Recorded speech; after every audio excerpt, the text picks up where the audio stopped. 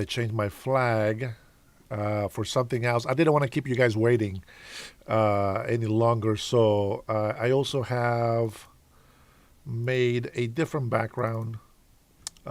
It's no big deal. It's just a background loop. You see that little space on the bottom? Yeah, that's how that looks. So I was looking for other things to do on here as well, but I don't know. There's only so much that I can do here myself. With my little lack of creativity that I have, it's horrible. It is horrible. Um, but you know what? I do what I can with what I got. You know what I'm saying? There you go. That's the finished product right there. Bada bing, bada boom. You know what? I don't know if you guys if Mike has the the member color change or not activated, but man, I saw all of you guys over there. I thought it was fantastic. We got to support our Patriots, and I'm glad that I saw you guys in there. I happened to see him that he was live, and I was like, you know what? Let me listen to him. Interestingly enough, right? He says a lot of the things that I say, and that's just the same kind of mentality, common sense. I saw Buster called in. Buster trying to go off on him like he did on me. He did say something nice about me, so I gotta give him some credit. You know what I mean? Gotta give him some credit. Gotta give credit what credit's due. That's what I always say. Don't forget, guys, to hit that like button and subscribe if you haven't done that yet. I don't think I have to tell you guys anymore. I think that's something it should be pretty common sense, right? Everybody knows what to do. So what's going on? What did you guys hear? What did you learn with Real Talk with Mike? I like that guy. I think he gets underestimated. You guys saw that he doesn't let drama go. Yeah, he doesn't like to have too many drama people in his channel, which I don't blame him. To be honest, I should be the same way, but I'm not. I try to give people a little benefit of doubt, and I try to be fair with everybody. But he's right. We shouldn't allow drama to invade our space. Like the liptards always tell me, Dennis wants to be in his little corner in a safe spot. Brandon 47, how are you? Welcome back to the Dennis Herrera Show. It is Monday. Happy Monday. If you missed my first my first live, I was a real Democrat debating fake Republicans. Robert, I saw you, man. Thank you for the compliments. I'm telling you, it took me forever to try to decide if I wanted to keep what I got. You know how it is when you're trying to get things together, trying to align the colors of my lights in the back. I do have the lights up on the ceiling which normally I have off just to kind of give a little bit more darkness in the back. But I like it. So where do we left off? We left off with taking phone calls. I know some people like to make calls in to see what's going on, and I like to let people make those calls in. But unfortunately, when I let the lines come in, people leave. I don't know why they leave. Omar, what's going on? Omar loves the introduction. Tanya's got a notification. Fantastic. That is more tech smart than me, and I'm way younger. Listen, I am in the middle of both the old school and the new school. I'm a quick learner, so to speak. And once I get into something, I really like doing it, and I do it. I mean, you guys already know my story. I come from dishwasher to working at Taco Bell drive-through, construction. I've done sheetrock, framing, taping, mudding, roofing, electrical work, plumbing, all kinds of jobs. I've done all of that through my life. But my longest working career has been technical support with Comcast. Well, at first it was AT&T broadband, then they got bought by Comcast, and I was there for 9 years. And then I also did 6 years with leasing apartments, real estate stuff. And you know what? I learned a lot on all those things. I learned how hard it is to do the physical work, but I loved it. I think I enjoy the physical work more than anything else. I have done radio. I have done photography, videography. I covered events. I had made so many public speaking events with church Christian like stuff. So there's a lot of experience in my life. And computers, I built my own computer from everything. Like I ordered the case, I ordered the motherboard, the data, the what do you call it? The DSATs, or SATA drives. What do they call that? Hard drives. Yeah, HDD, hard disk drives. They're just like memory sticks. The fans, installation of the fans, installation of a new CPU, the latest that I can afford to buy. $4,300 worth into it, and then I got the software installed, and then I went through all the little gadgets. Bada bing, bada boom, got all my connections, network connections, you name it, I can do it. I fixed televisions, I have fixed stereos, I have fixed everything that you can think of except cars. With cars, I know how to change brakes. I know how to, do a flush, transmission flush, oil changes, changing tires, obviously. So we do the whole shebang, baby. It's what we do. It's what we do. And with that being said, we are, I'm talking to myself as a bunch of people, but I am a person that likes to do all kinds of jobs. Why? Because I'm very curious. Why? Because I like to learn. And the more I know, the more I want to learn. And it happens to be that everything that I have to do here, I need a little bit of skills from everything, And so I can't wait for the future. I have a lot of plans to be able to spend a lot of time with my wife and my children. You guys know that I'm going to run for governor, but that's not where my heart is. That's just something that I have to do. But hopefully, I can do a good job with that. With that being said, I don't have any lives that I can think of to show you guys. So we can definitely do a small clip that I saw here from Newsmax. Let me take a look. Before we do that, let me finish saying hello to Tanya, right on 7. Michael Hunter, say hi. Probably half of the people that came in here left already. I like this. Jason Martin, welcome back, my friend. And Alamo City Cello, we verily remember this Alamo. And then he says gay. Now I'll probably remember him from now on. Let's see. Yeah, Tanya, I saw you, but you know what? But you're my member. You're my big sis, and I am glad that you support my channel as well. Yeah, getting real with Mike, right? He's a nice guy, right?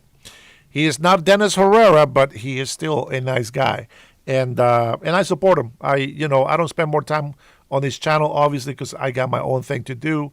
Just like when he stopped by before, just come say hello. That's it. And then I get to Brian, what's up? That's just for you, big bro. Let's see. Who else we got in here? Corey. Welcome, Corey. DT, hello. And who else is in here before I start my rambling? That's it. That's all we got. All right, fantastic. Let's get into it. First video that we're going to look into. Matter of fact, I have a question for you guys. What do you really think is going on in our country? You guys can put that in the chat, and you can talk about it amongst yourself, and I'll be looking to see what kind of conversation you guys have. Talk of Omar deportation. Explained by Rob Smith. Rob Schmidt. Let's take a look. To me, America was a beacon of hope. I arrived here when I was 12 years old. Just to clarify, America is still the beacon of hope, but it's not the beacon of stupidity. We're not going to let our enemies or anybody, for that matter, to come in here and destroy our country. Sabotage, says Jason. I could have never imagined the day would come when we were staring down at this kind of creeping authoritarianism in the United States of America. Really? You never met your father? Hold on. Hold on. I wanna make something very clear right before we even start on this. It's we don't have authoritarianism, but we do have a president with the authority to do what he needs to do. I don't know about you, but I voted for him to do what he needs to do to fix this country. And I need to make sure that he gets his full term, and I'm going to wait to see what happens. So I can't judge yet. All right, he's got to do his job. And after he leaves, if he didn't do a good job, then we'll talk about it. We'll say it. And that's that. But we're not going to go and start, just, hating on somebody for no reason. That's not how it works. I don't like that. I don't agree with it, and I'm not going to play that game. Let me take the closed captions off. I don't know why they're automatically on. All right, here we go. You've never seen anything like this before? Because it was way worse.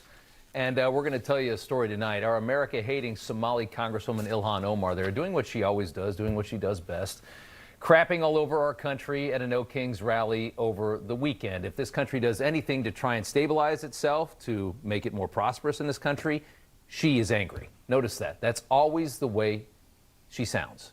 Anything that's good for the country and the fabric of the country, she hates. Why is that? President Trump calls Ilhan the ringleader of all the Somali fraud we've seen in recent months. And she has a different kind of fraud as well, according to the vice president. Take a listen. Ilhan Omar definitely committed immigration fraud against the United States of America. She has been at the center of a lot of the worst fraudsters in the Somalian community. For years, we have heard that Ilhan married her brother to get him into the United States, but the accusations against Ilhan and the family go a lot deeper into a very, very ugly family. A 2019 investigation reports that Ilhan's father used false names to apply for asylum as members of the Omar family. Adding her father's name before applying for asylum was Nur Saeed Elmi Mohammed. In Somalia, Ilhan's father was reportedly a high-ranking official doing propaganda for the genocidal Marxist Somalian regime under Saeed Barre, one of the region's most brutal dictatorships. So her father was a Marxist propagandist as they tore through the country, killing anybody that would not support their cause. Does that not track perfectly? Committing a genocide against the Isaac clan group between 1987 and 1989 are the allegations, killing hundreds of thousands of people in Somaliland and northeast Somalia as well. And the allegation, again, is that her father was one of the chief propagandists of this movement and this slaughter. The regime also invaded Ethiopia in 1977 in their effort to create Greater Somalia, a war that the Somalians lost. Liz Collin is a Minnesota-based journalist for Alpha News. She's been at the forefront of exposing Somali fraud in Minnesota. Gene Hamilton also with us, president of America First Legal. Gene, you can see Ilhan and her father.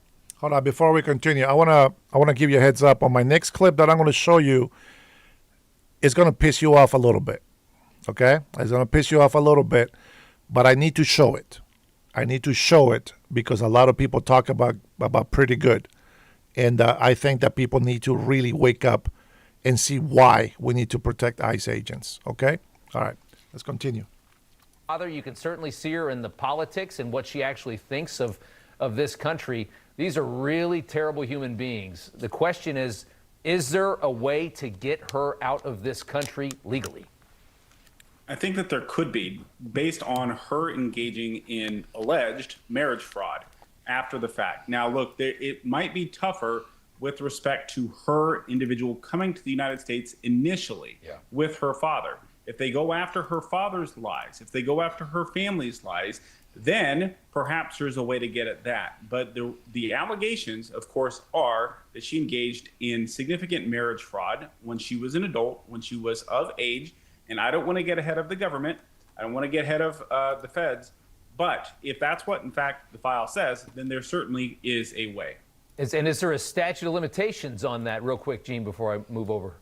Look, there's no statute of limitations on committing fraud in the immigration process, especially in the naturalization process, which, of course, she's a citizen to become a member of the House of Representatives. So certainly there's ways to get at things. So they just got to pull that, they got to find that file, pull it, and prove it, I guess.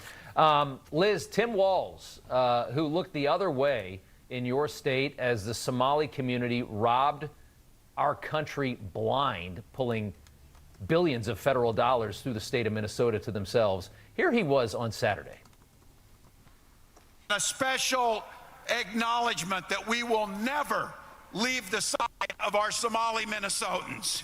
Our Somali Minnesotans, your great-grandchildren will still be here when that orange clown is in the dustbin of history. What's your reaction to that? And to the people of Minnesota, how do you think they would react to that? Obviously, his political career is over, but he's still defending this thing that he allowed. It never ends with our governor in Minnesota, that's for sure, Rob. And I will say this file on Congresswoman Ilhan Omar is quite thick at this point. I was just going to interject with more allegations that have been made against her about the fact that she perhaps is not a U.S. citizen at all. This is because she claimed that she naturalized through her father. We've done extensive reporting on this at the time she was 17. However, magically, once these allegations came to light, her birth date changed because it turns out she was actually 18, therefore not eligible to naturalize through her father and apply for citizenship at that period. There was someone running against her years ago that brought this forward, and it was 2 days after a social media post basically showing how she was claiming that it's not possible for her to be a U.S. citizen under this current birth date she was giving as a House representative at the time. So you could see in just the course of 2 days how her websites all changed, and those screenshots still exist to this day. So there are many questions that remain unanswered about the fact that perhaps she's not even a U.S. citizen at all. Gene, your reaction to that, and how does that change your calculus? Well, look, what my reaction to all of this is just to emphasize the importance of vetting and screening on the front end. This is why you don't bring in people into the United States, because of the paperwork that you don't know who they are, because the paperwork can be all over the place. People can lie. They can lie about when they were born, who their parents were, who their family was. And of course, things have improved since she came in the 90s. There is a certain amount of genetic testing that goes into things now that didn't used to be available then. But it just goes to show you why it's so important to vet, to screen, to stop people coming in on the front end, because you could be dealing with avowed Marxists 2 decades, 3 decades later, who you let in, who were lying about who they were, and you're stuck with them for at least some lengthy period of time.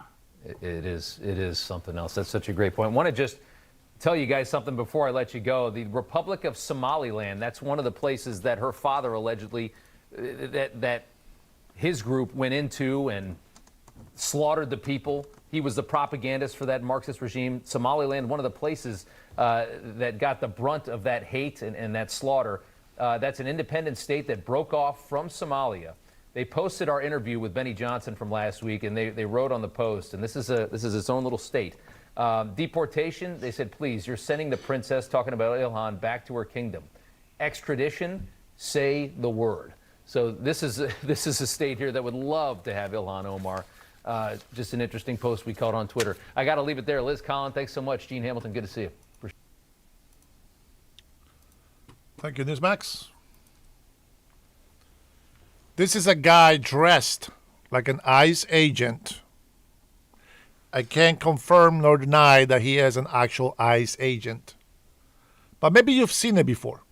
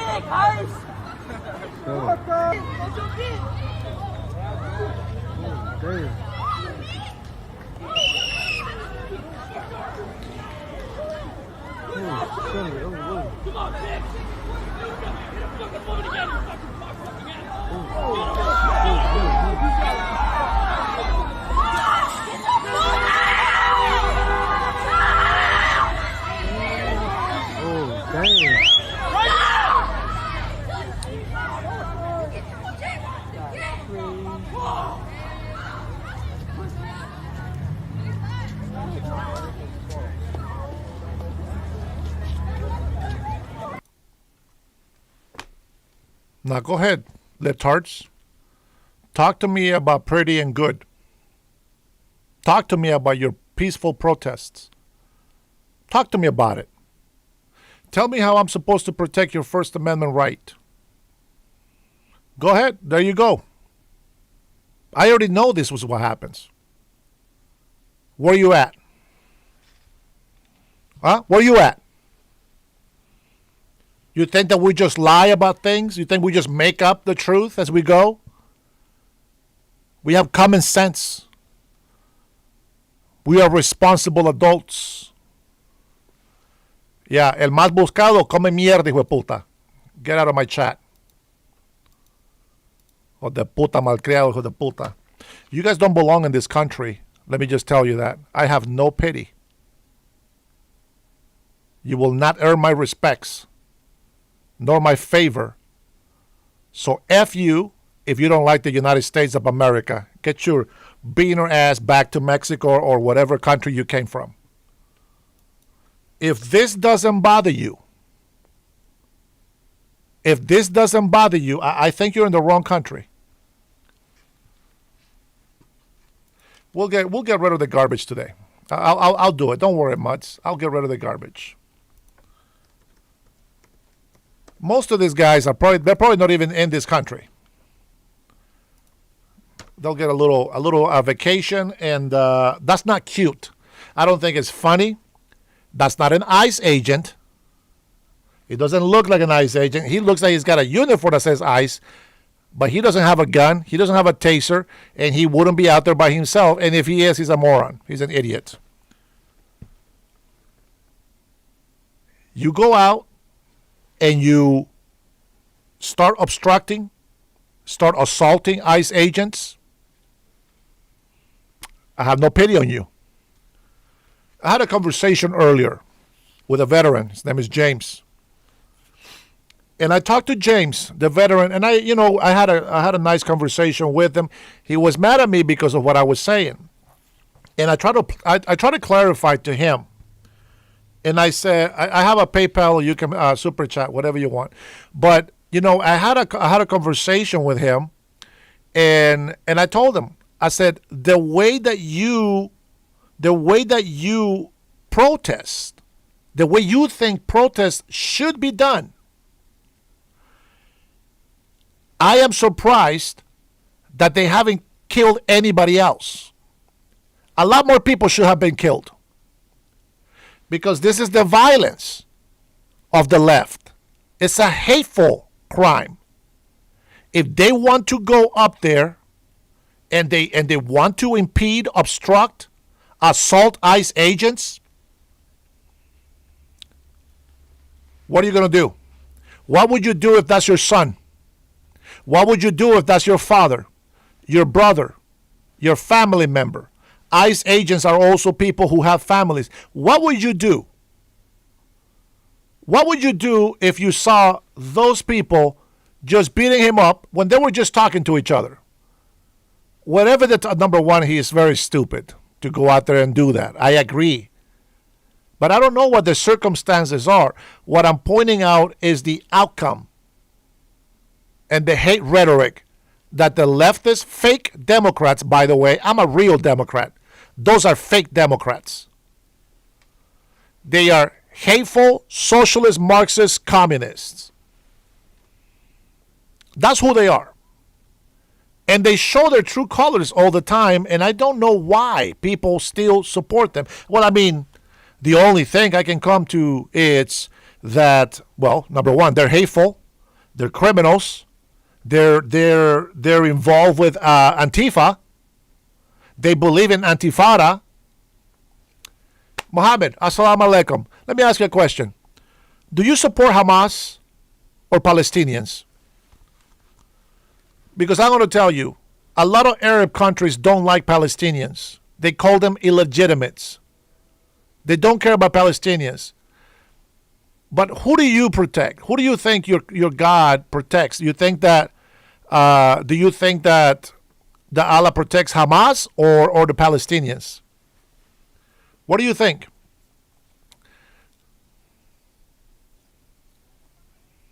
Yeah, I know what Antifa is, but they're also Antifada.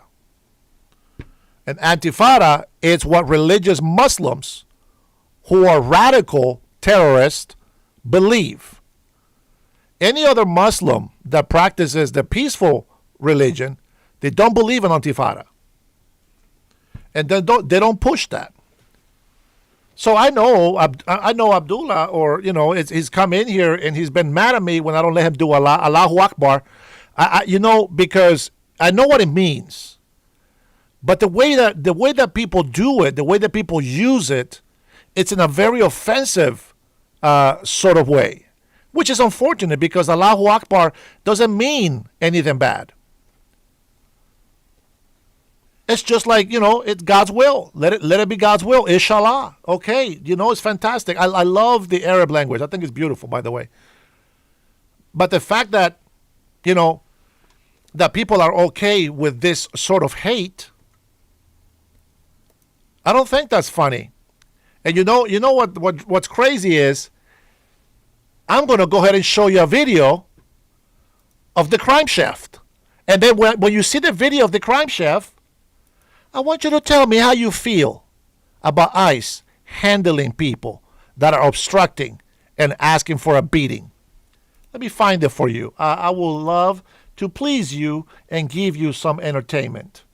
Let me find one that I really like. And then, we're going to play that, and then we can play your stupid game of let the film roll. Let's play the film. Here we go. Let's take a look. Let me find one of the oldies that I really like.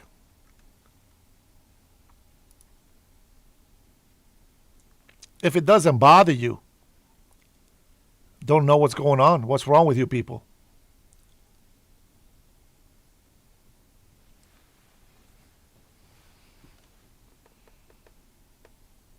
Let's see. No, that one's too soft.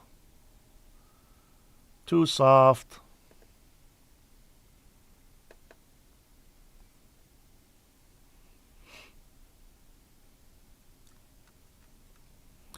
Let's go with something nice.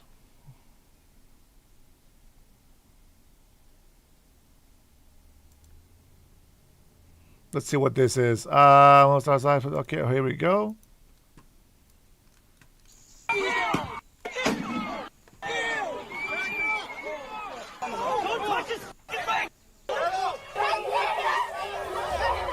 ICE is making waves again, and this time we got behind-the-scenes access from an independent journalist who went on a ride-along for an ICE arrest. A new ICE detention facility has opened up, and the anti-ICE Karens are in full-blown riot mode. There's a lot of ICE to cover today, so let's get straight to it. Independent journalist Stephen Crowder just did a ride along with ICE, and you won't believe how it ended. Pull it over for speeding. Yeah. Got it over here. Yeah. All right.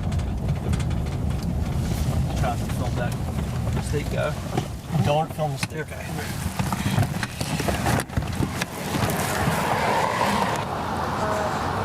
This woman is accused of producing and distributing content of her own children. It's absolutely disgusting and incomprehensible.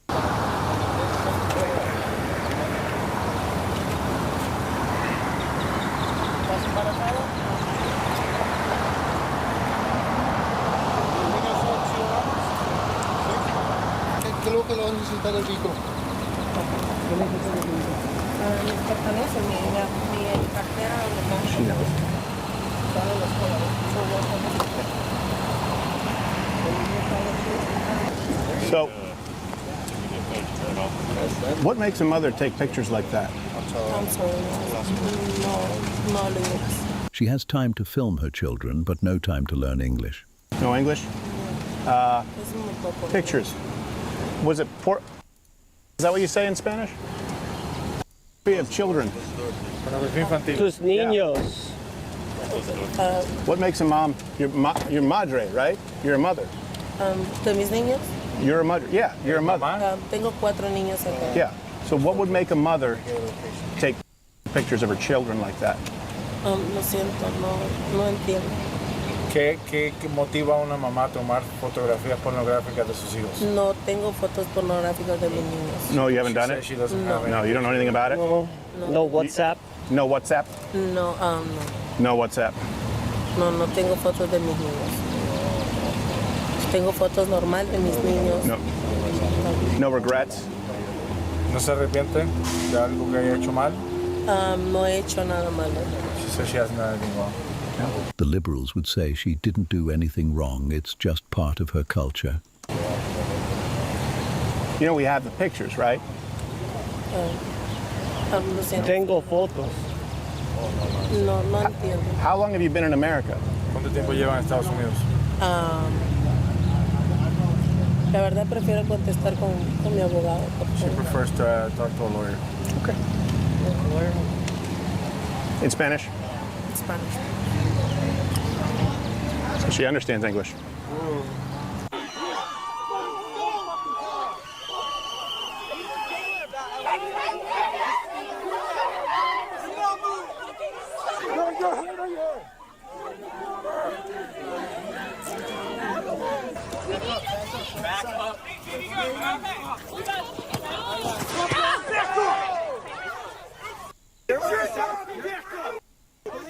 Oh yeah, we are dead serious, pal. Get in line or get run over.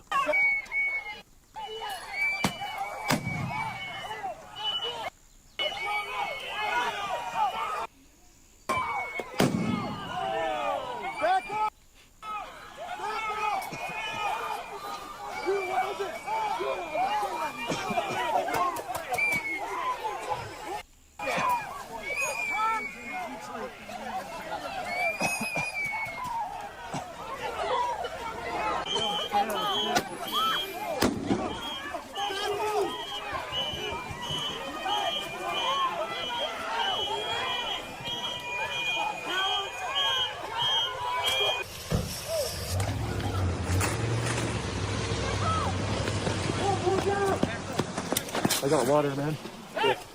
Water.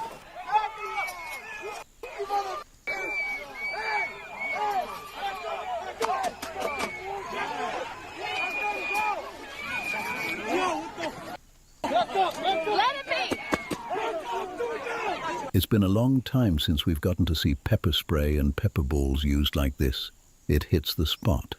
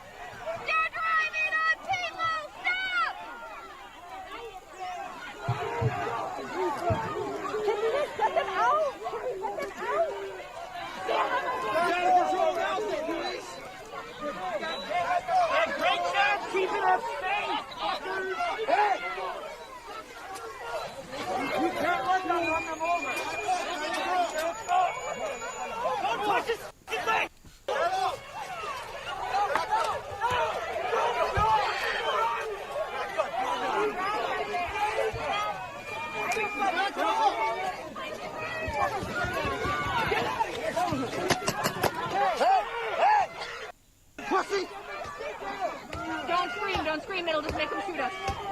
Stay calm, stay calm. Let's go. Stay calm, stay calm, stay calm. Stay calm, stay calm, stay calm, stay calm. You're not a threat. You're not a threat. You're not a physical threat, obviously, but you are quite annoying and constantly impede federal operations.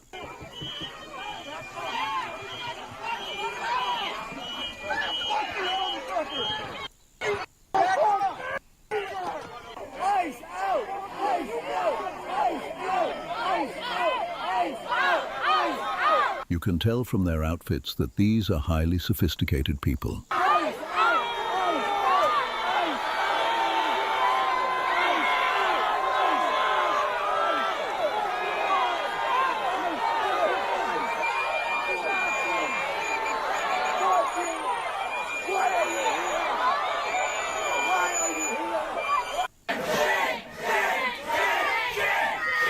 There's going to be an ICE detention facility in Leavenworth, Kansas. It'll be the first in the state. The decision comes after about a year of back and forth with the city commission, but ultimately CoreCivic was approved to reopen their private prison as an ICE detention facility. This is fantastic news. Long overdue, though. Hundreds of protesters showed up mid-tornado watch to protest before the city commission's final decision. At least 3 were removed from the meeting by police. Here are 2 of them. This is not going to help. CoreCivic is going to kill your city. CoreCivic and ICE. ICE. Paul, please stand 15. It's a concentration camp. Hey, don't take That is not called for. You don't have to manhandle me like that. Come on.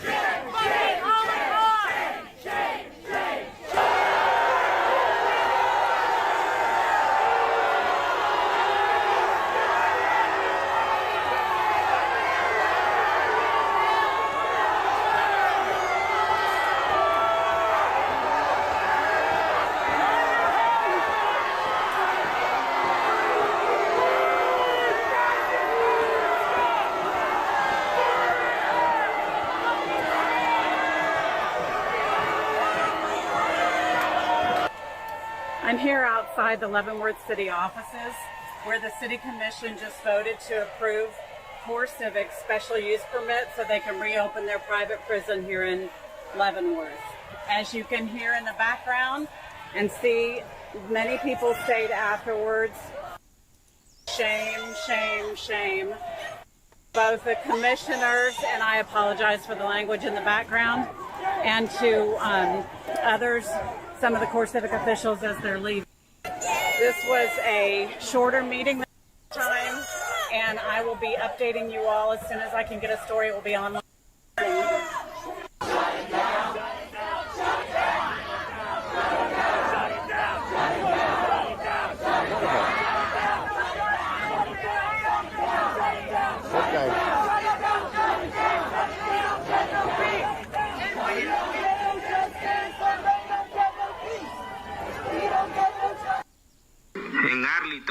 En Arlington.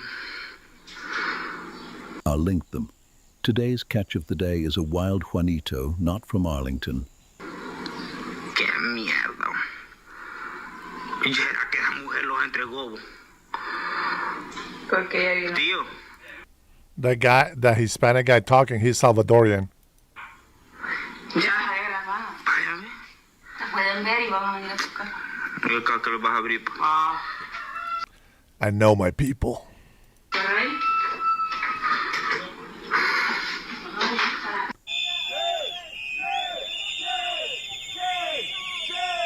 If they're so shamed to be American, they could just leave.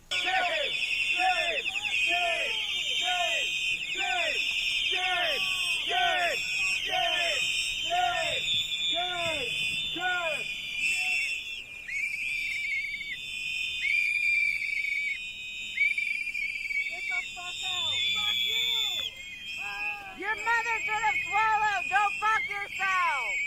Stop kidnapping our neighbors. We hate your fucking ass.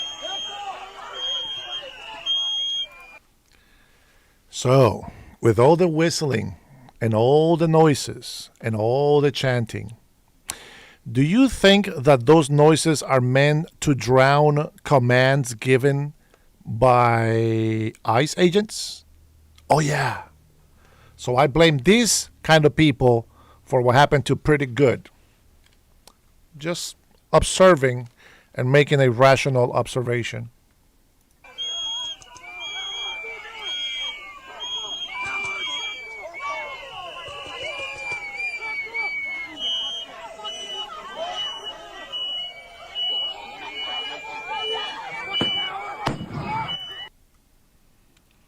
Do not obstruct. Do not impede ICE federal agent investigations. And that is exactly what they do. That's not protesting, my friends. Or what, Cold? Or what? Or what? You're a moron if you get upset about that. You should be mad about the violence against our agents. They're not there for you. They're not there for Americans. They're there for illegal immigrants. I like how people come in here and try to threaten me. Remember, we have the Pacific Ocean. What about it? What about it?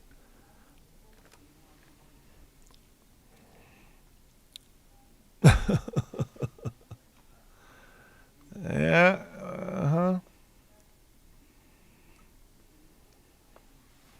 Yeah, they don't know anything about it.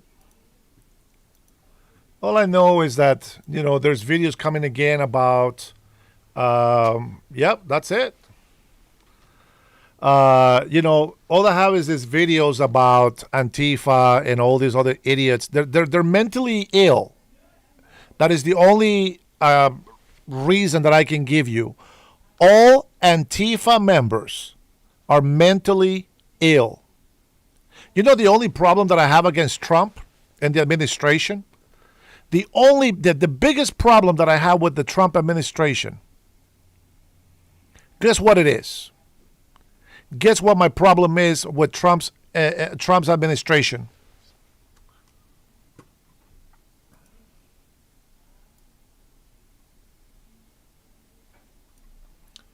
One, two, three, four, five, six, 7, 8. About 9 to 10 people beating up on one guy. They're beating up on one guy. Only problem I have against the Trump administration is that they label Antifa a terrorist group, an organization, and they're still walking around with their masks on. And they tell ICE agents who actually have the jurisdiction and the authority to go out there and deport illegal immigrants. They get to go out there like nothing. And like Antonio said in here, the problem is that people will take matters into their own hands. And that's not something that we want. He had to go more strong. Yeah, we have to go stronger with the people. Absolutely. And I believe that. What pisses me off is this, that we're out there bombing other countries. We are out there supposedly fighting all these terrorists out there. Well, the fight is against foreign and domestic. Get these pieces of shit out of here. Simple. Yeah, and if they get paid, well, listen, a criminal is not a criminal because, they just like to go out there and make no money. No, they do it for money. For greed, power, whatever it is, they're out there committing a crime. They got to pay the price. They got to pay the price. I disagree with this. And by the way, this was in Hawaii, just so that you know. That was in Hawaii. It is crazy.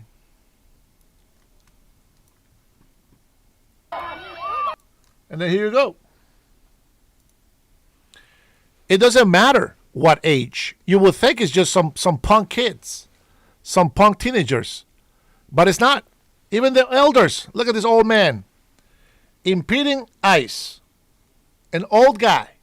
Like, you don't know what the law is? Like, at this age, you'd think you will know something, right? Oh my God. Oh my God.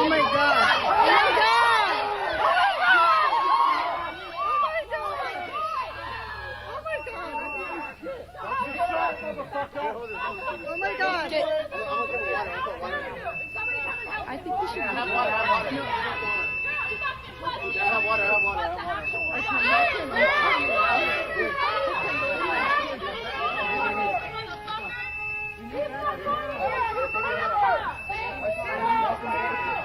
Anybody have water?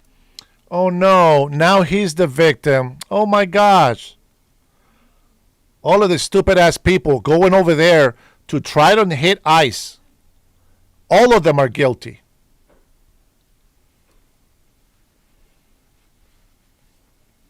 Against the wall so we can wash his eyes out. You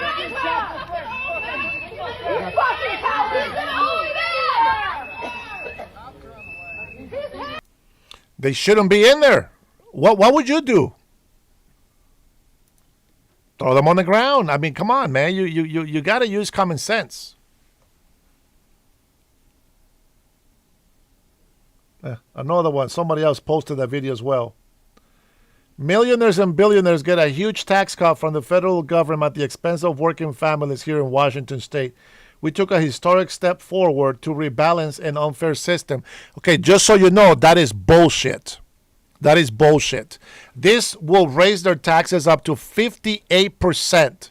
And let me tell you, nobody wants to work for 42% of profit. On top of that, you have to pay employee. On top of that, you have to pay for, bro, you just can't do it. Paid for, by the way. Washington, as we know, has one of the most regressive tax systems in the country, asking the most of those with the least. According to the Nonpartisan Institute of Taxation and Economic Policy, we basically rank at the bottom of all 50 states and Washington, D.C. in tax fairness. In other words, Washington families whose income is in the bottom 20% pay a whopping 13.8% of their total income in state and local taxes, while the wealthiest pay a far smaller percentage of their income. That's not fair, and that's not right. It's also. So this is why people hate on other people, because they give them misinformation.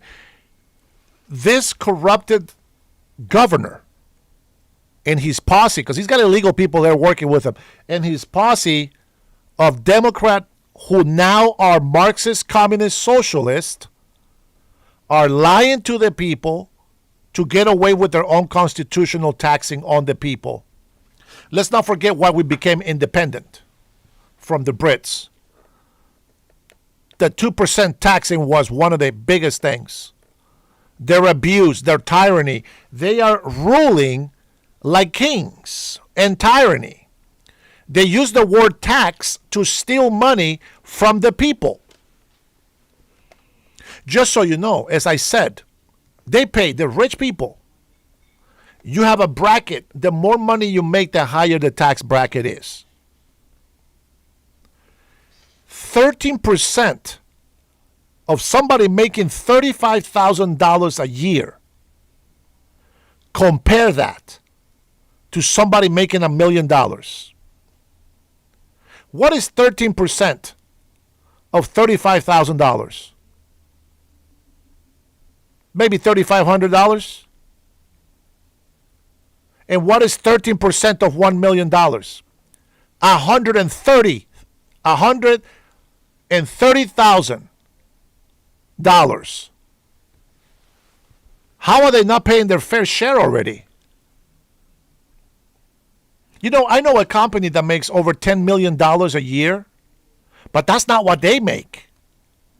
They make about $1.3 million, and then they have to use that gain of the money to be able to pay their employees, which is over 600 employees now. There's no freaking way that they have enough money. They will leave.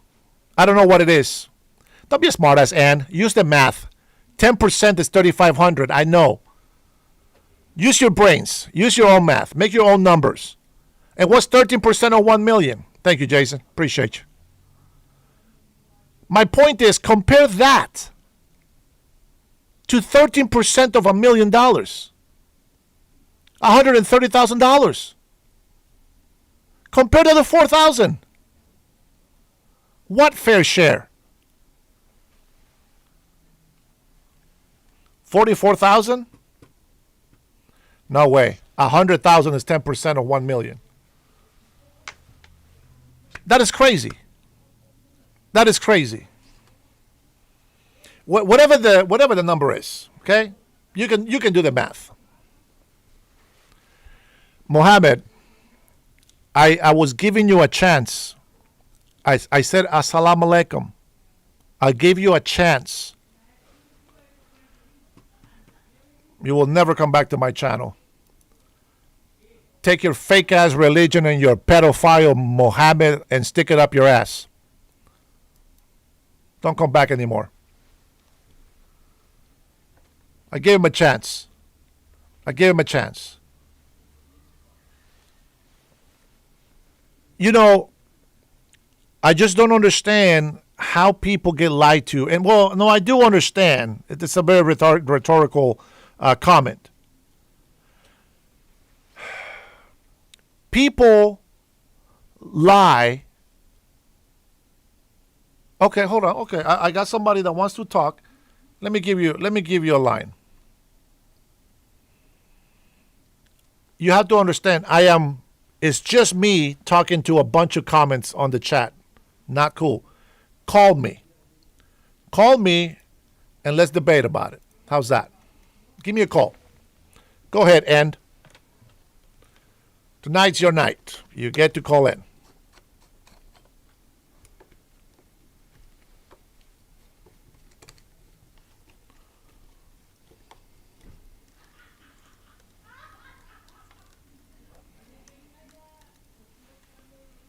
Go ahead. There's the phone number. Don't block your number, because if you're a jerk, I'm going to block you and I don't want to talk to you again. Okay? So go ahead and let's talk about it. Let's see how we do when we talk one-on-one. Let's see how you talk when you don't have other people commenting, giving you ideas to talk. Let's talk about it. Let's talk about fair taxes. And while you at it, oh, I will not give out my personal. Then get the hell out of the chat. Why are you commenting? Why are you commenting? Because you're hiding? Because you're keeping your your comments anonymous? Why are you commenting? Put your money where your mouth is. If not, shut the hell up. What a moron. What an idiot. You have the number. It's a cell phone. Right. Right, Cotton Edge. No, because they have to pay the workers, and if you tax the companies, less money for the workers is a simple change. That's why I want her to call. Tax the rich 99%. Yeah, because it's not your money, huh?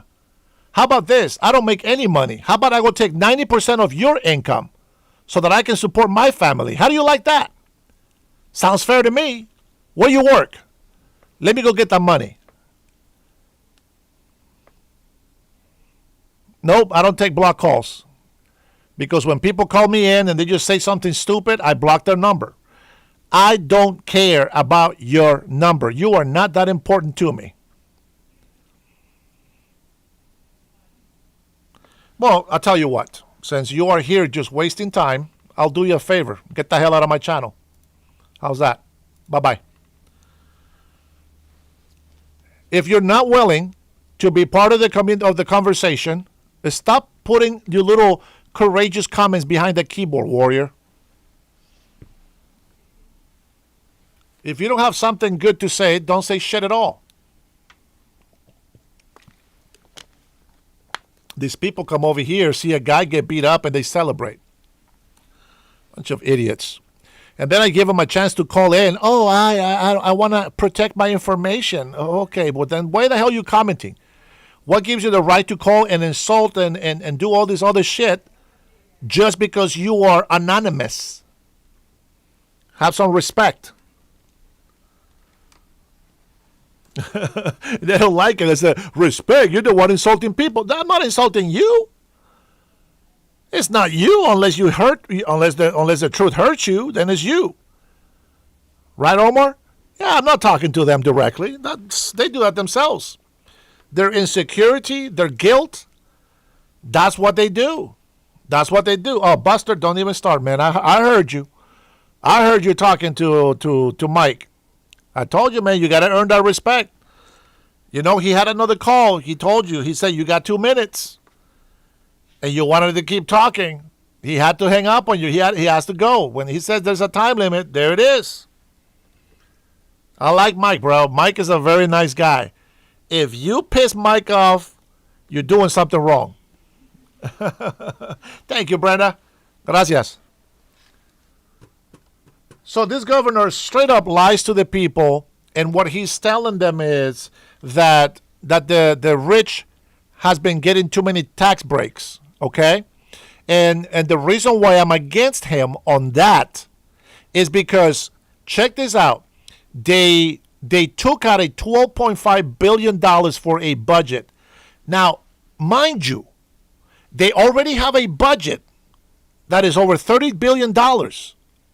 They taxed us to get an extra $12.5 billion. Do you understand the problem?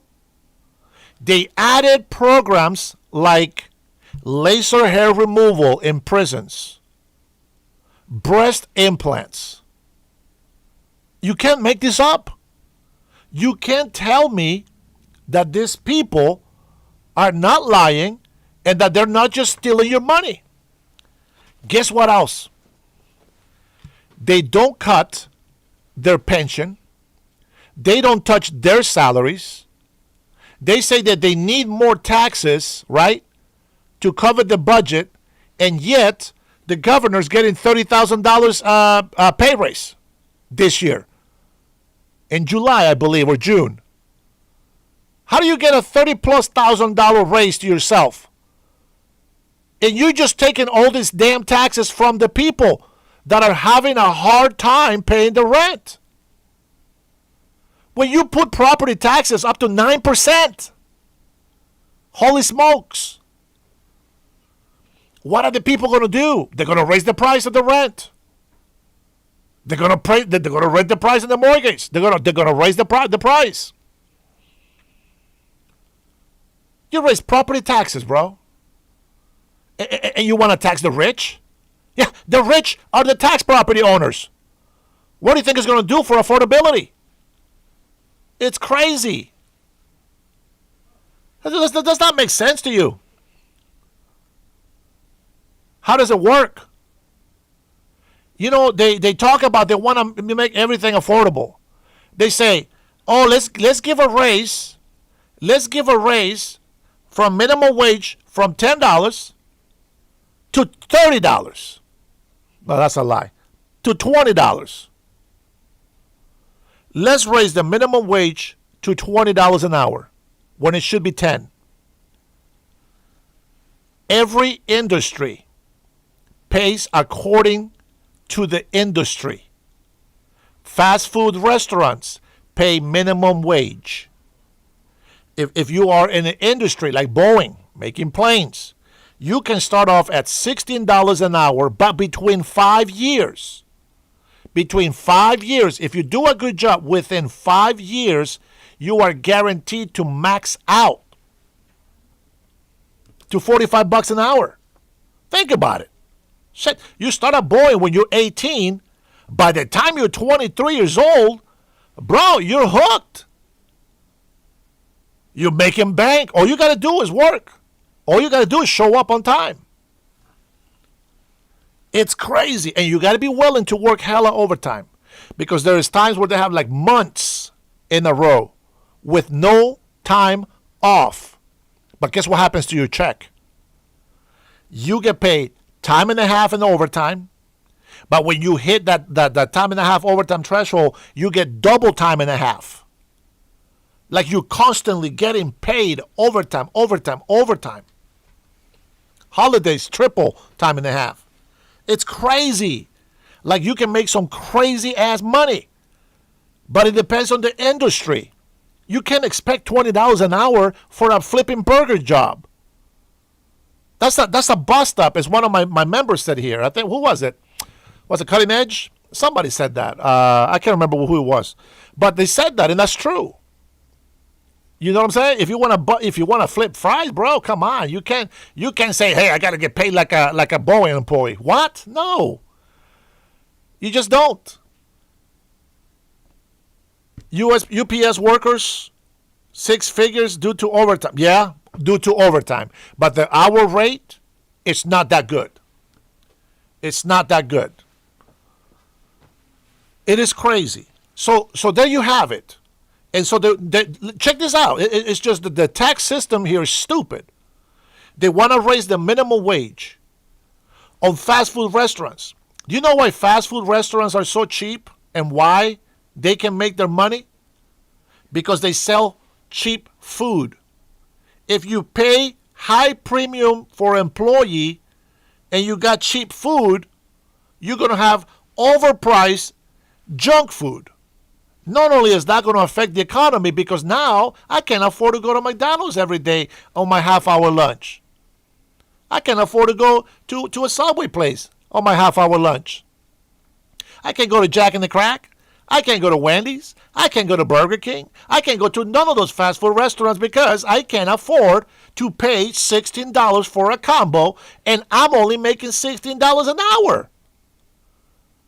You mean I got to pay you a whole hour of my pay rate to get some fast food that could have cost me $5? That is crazy. You can't just think that that's normal. It's not normal. So what happens? Somebody that works at McDonald's says, you know what? I want to make six figures. I'm going to get a loan. I'm going to get a McDonald's branch. A franchise. Not French fries. Franchise. So now this person is making $100,000 a year. Fantastic. Fantastic.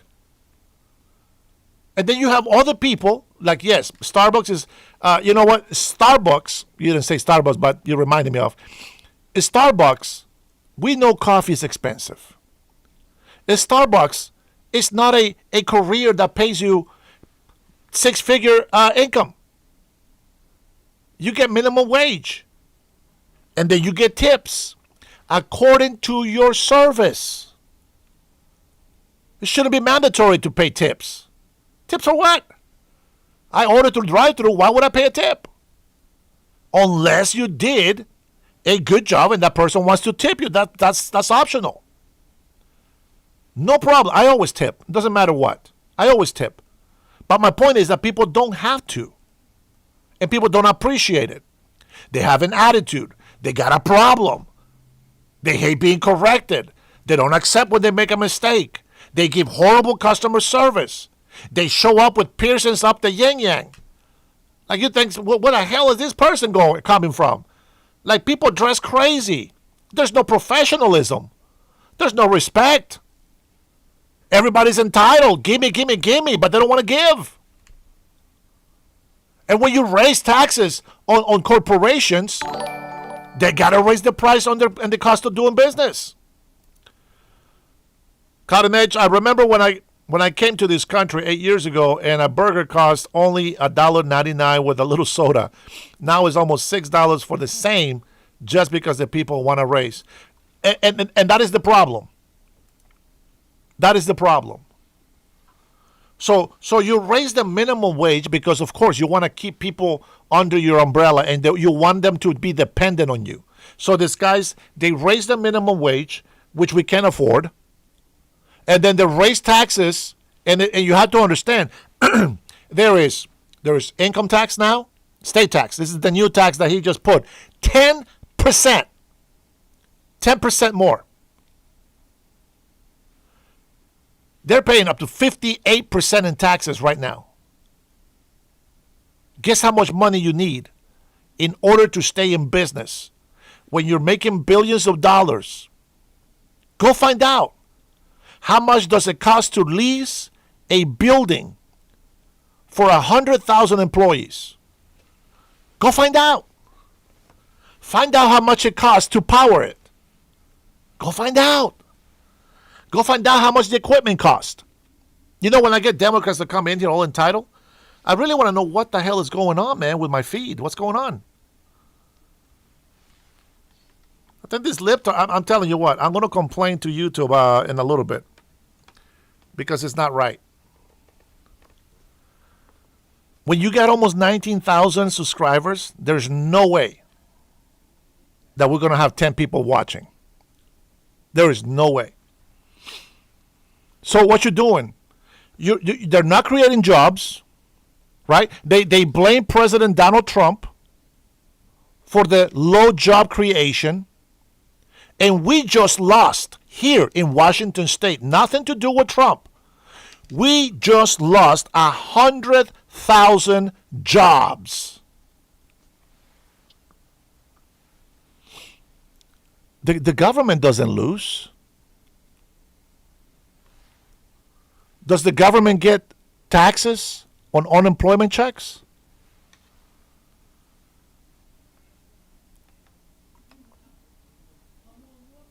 Just saying. And you know what it is? I'm going to tell you this. A lot of these guys, especially foreigners from India and Africa, like whatever that guy's name was, they have multiple accounts. They pop into my feed and then just dislike the video. And they say, don't recommend. We have a problem. They don't want the truth to get out. And you know what? And I'll be honest. Maybe they will win. Maybe they will win. Maybe I won't be able to do my channel. That's fine. It is what it is. But I know that they have $3 billion to spend on advertising to promote the communist socialist agenda. I shared with you guys earlier today $3 billion. No, it's not. No, it's not. Let me tell you what the difference is. If the right side, it's paying for advertising. They're advertising their campaign, their rhetoric, their idea, whatever they're advertising. The problem is that the ones that are advertising their propaganda for the leftists, they are Marxist, communist, socialist organizations. And we were looking into it, and we had like over 500 organizations who have more than $3 billion to spend just selling leftist ideology. And a lot of the people are very gullible. Unicorn, thanks for stopping by. Get the hell out. Have a good one. That's what they do. So you know what? I'm telling you, man. I'm fighting every day not to give up. I really do. You know, these people don't want me to run for governor. I get it. I know why. Because they know I tell the truth. And I don't want criminals in my state. None. I can tell you right off the bat, if I win for governor, every single gangbanger will be taken out of my state. They can go wherever the hell they want. If they're illegal, I'll send them back where they came from. But if they're legal, they don't get to stay in my state. They got to go somewhere else.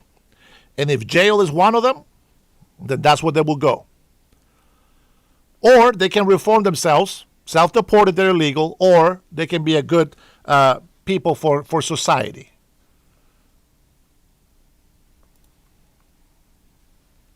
I have enough mods.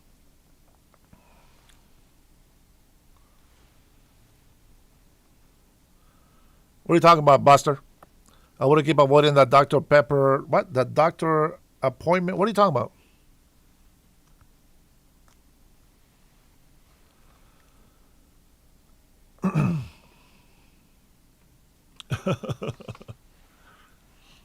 That's crazy. That's crazy.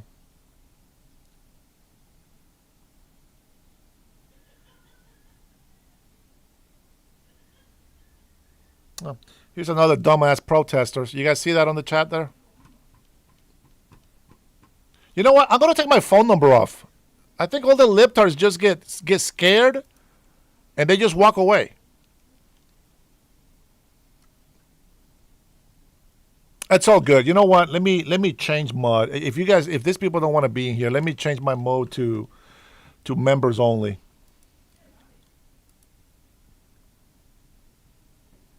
Yeah, because at this point, I'm just wasting my time, I guess. So you know what? This is how they drown you. If conservatives don't, if Americans don't want to stand up for their country, this is exactly what's going to happen. People are just going to, the people that do want to fight for you, the people that really want to work for you, they're just going to stop giving a shit. They're just going to stop giving a shit. And you're going to have crazy ass people like Melody that just came in. And these are the kind of people that the socialist, Marxist, communists want. Well, I'm going to tell you something. I wish you the best. I wish you the best. To all your libtards, I wish you the best, but I will not shed a tear when your suffering begins. Because you will be sorry when you start suffering for your stupidity, for not listening to the truth. But that's your own doing. That's your own doing. I pray for good things to happen to you. But if you want to be a libtard, it is what it is.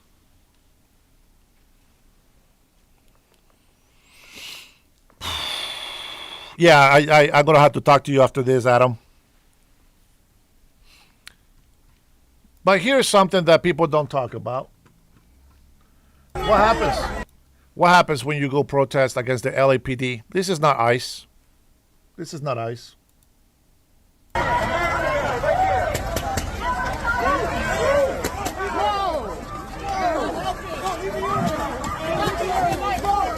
Whoa!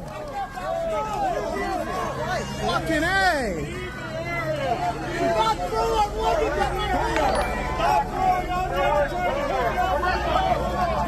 Watch your back, watch your back.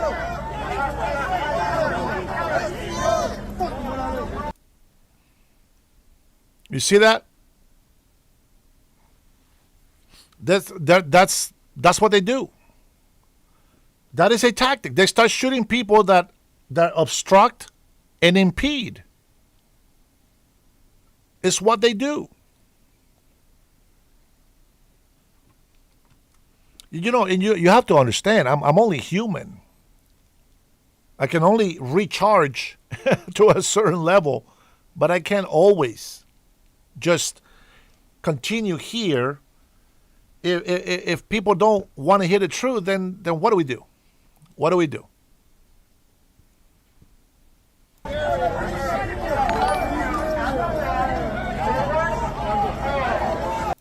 Yeah, so so you have all these people that come in, and I just got to find out, because sometimes I put in here subscribers and members only, and they come in here, so they obviously subscribe. They come in here, and that's what they do. They report misinformation, blah, blah, blah. That's what I said. I'm going to go ahead and reach out to YouTube and be like, hey, what the hell is going on? Look at my channel. Look at everything that I say. Nothing is misinformation. Nothing.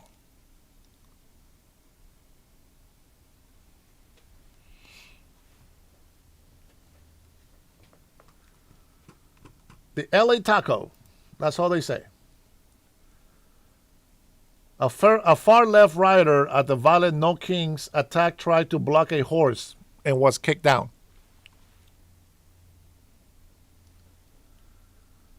The blockade is illegal.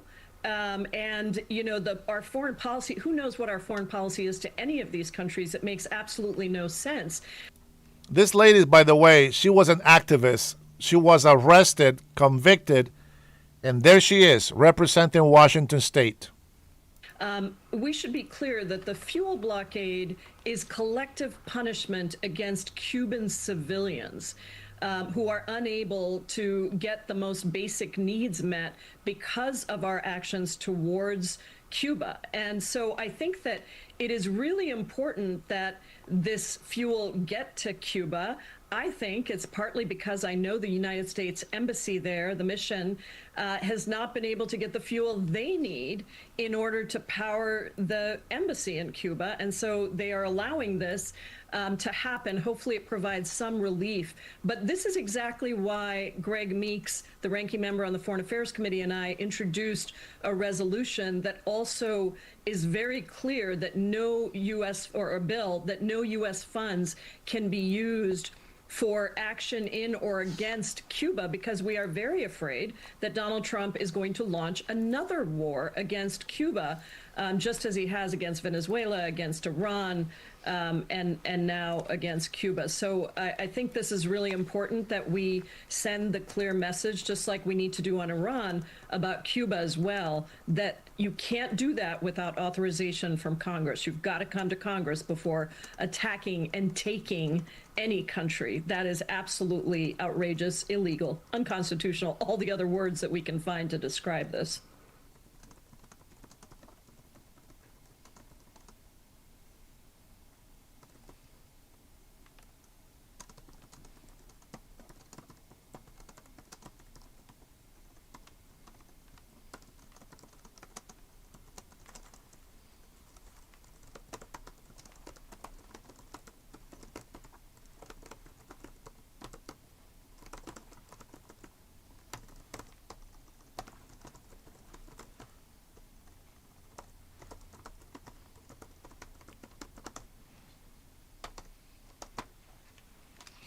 Sorry, I was typing my little feedback to YouTube here.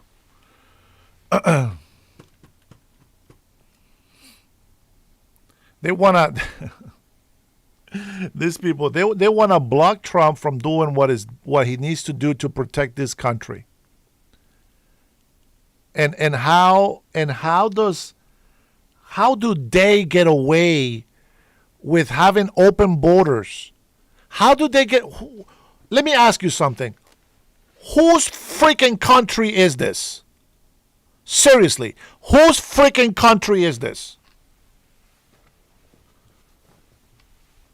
Because if they're putting illegal immigrants before the American people, that should piss you off. Then again, I don't know if you are American. But the audacity, the nerves that they have trying to block President Donald Trump because they don't like him. They are the ones, her as well, because she's from Washington State. They want to act like they're the kings of Washington State and that they don't have to do anything that the president says. We voted for him. We won. We won 4 years. Let him do his work. So it should piss you off. If you voted for Trump, it should piss you off. I didn't like Obama. Not one time did I say impeach him. Get rid of him. No. The idea was like, if you don't like it, then next time you vote, change the way you vote. It's that simple. You don't get to go and throw a fit for 4 freaking years because you lost. You're a sore loser. You know, I show you videos of people buying votes in California. $5 a pop. They even have videos telling them, oh, don't use your real name. Here's a number. Here's a number. Tim, how? Prove it to me. How am I brainwashed? Go ahead, tell me. You know what, Tim? You're not even a regular. I don't even know why I answered to you. I shouldn't even read your comment. You haven't earned my respect to begin with.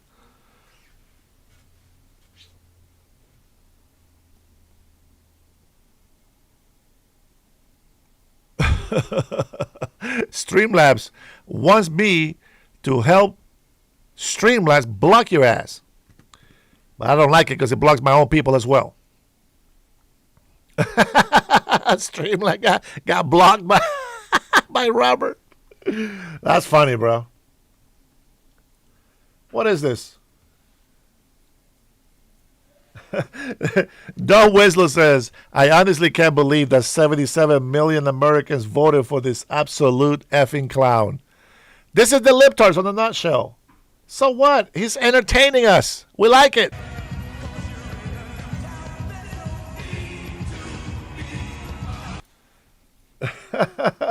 We love the dance. Everybody loved Trump before he became president. Buster, what the hell are you talking about? Are you on crack today, bro? Don't disrespect me for no reason. You effing clown. So what? Let the entertainment happen. See, that's why my brother Mike blocked your ass. And I'm gonna do the same thing. You're gone. Don't come back here with your dumbass bullshit. You know me better. I ain't nobody's little bitch.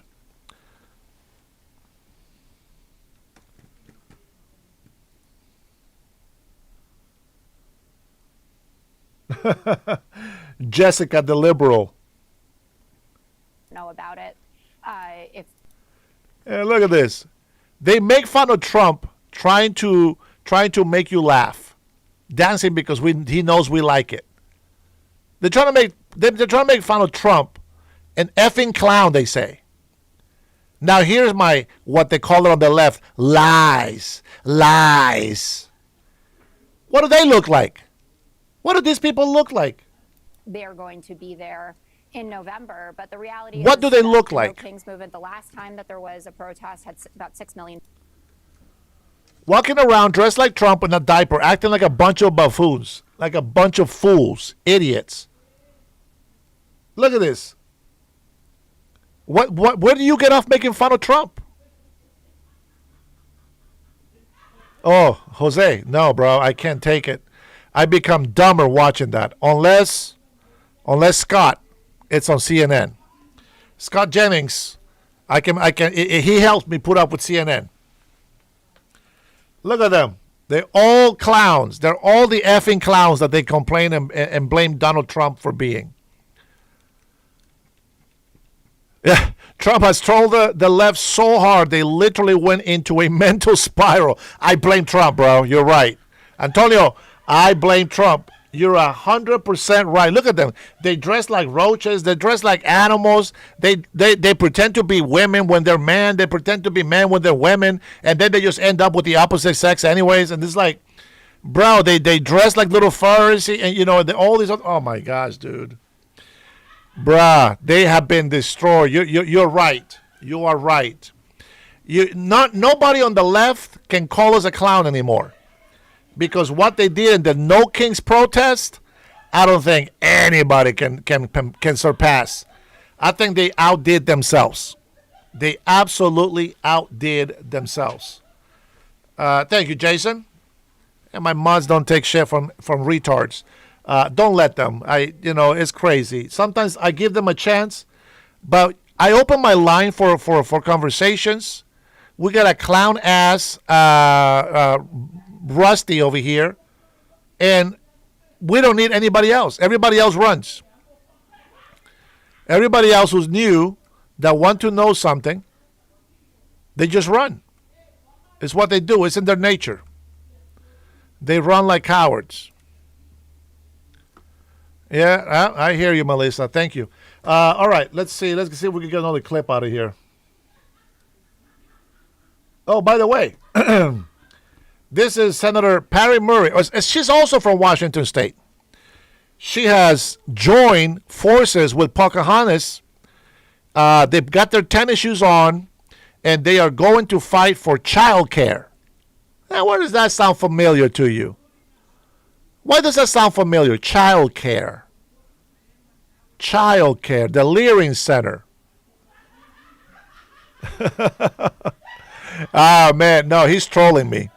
He knows why he said her. Or that thing.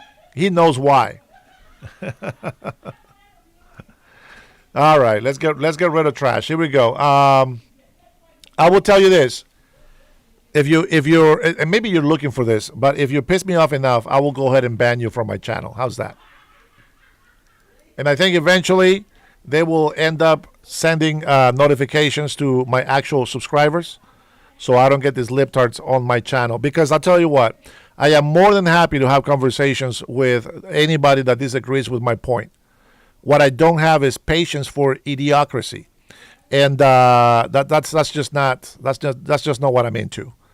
I had a great conversations with people before. I have appreciated every moment of it. Some people disagree with me. Cutting Edge, you're always a big support. I appreciate you, brother. Renee the Frog would be so fed up with these people.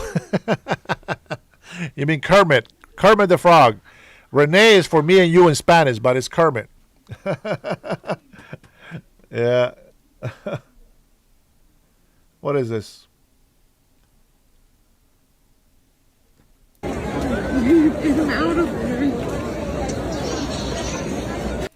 This guy is like they never had any military, nothing happened. How dare Trump do this to us?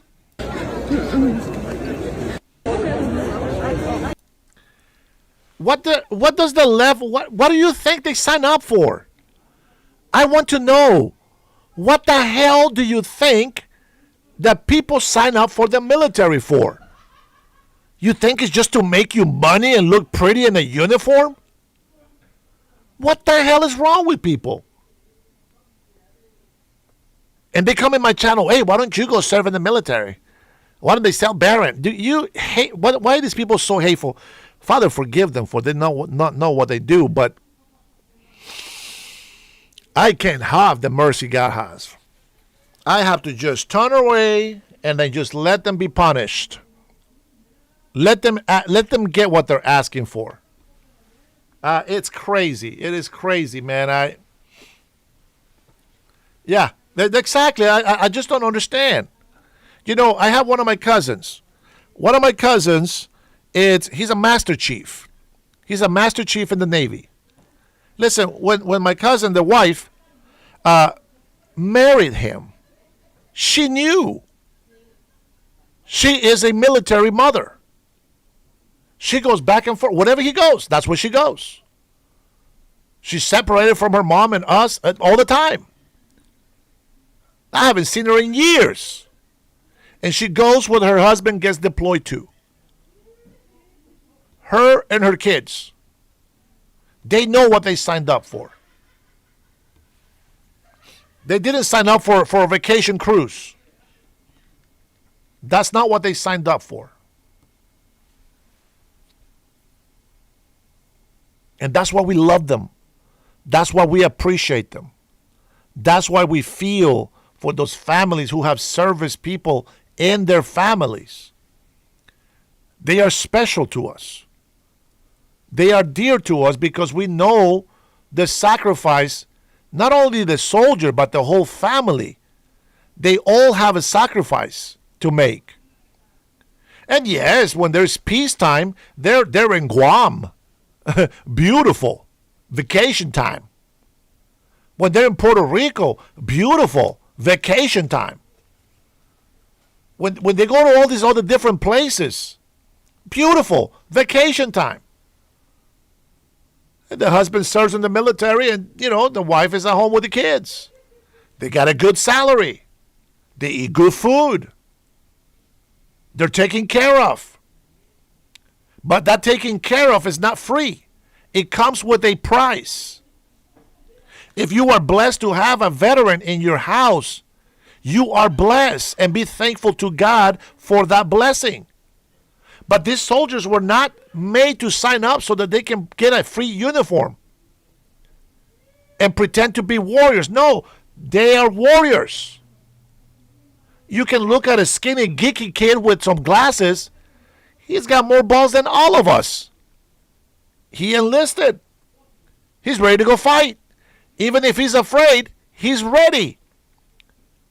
Courage is not without fear, but it's conquering fear that builds courage.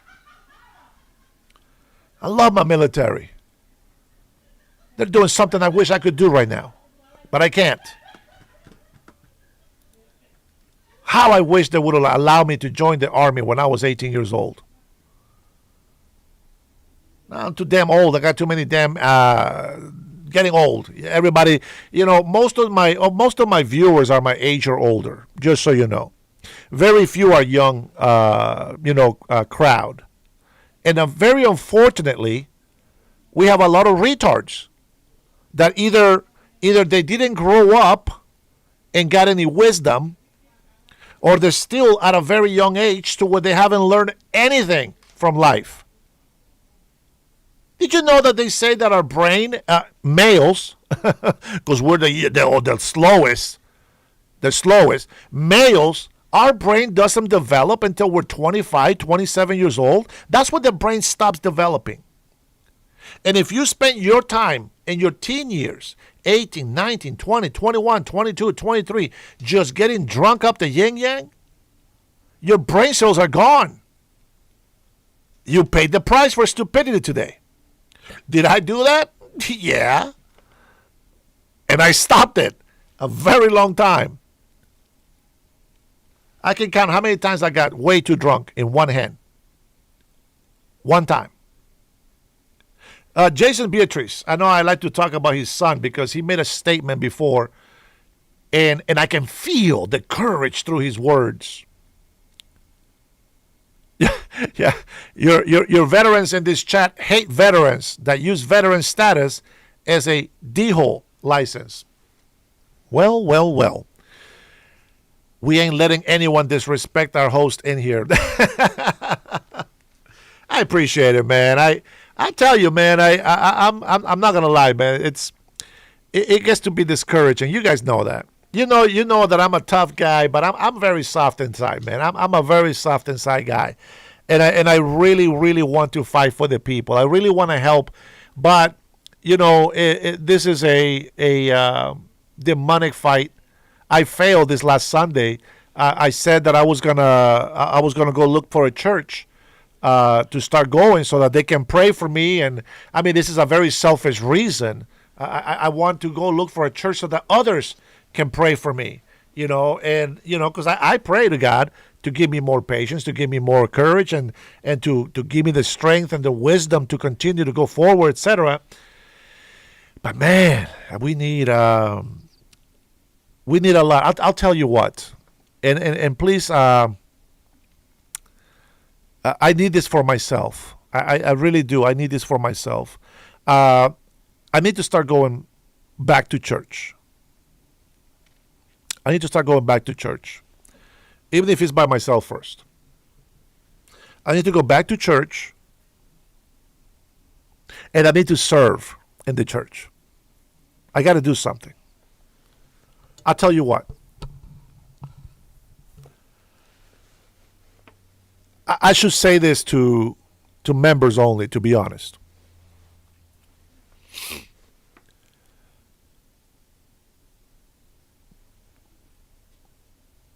I'll pray, and I'll ask the pastor to pray for me and see what God tells him. I will tell you this: before I go to him, I need to pray myself. I need to pray so that I can get a word from God. I'm not going to tell the pastor all my insecurities, just what I want to do. Good night, Brenda. God bless you, sis. Not related, by the way, with the last name. And we got to go from there because I really feel that this battle is not just me and the libtards. It's not. I think it's diabolic. I think it's demonic. I think those are evil spirits.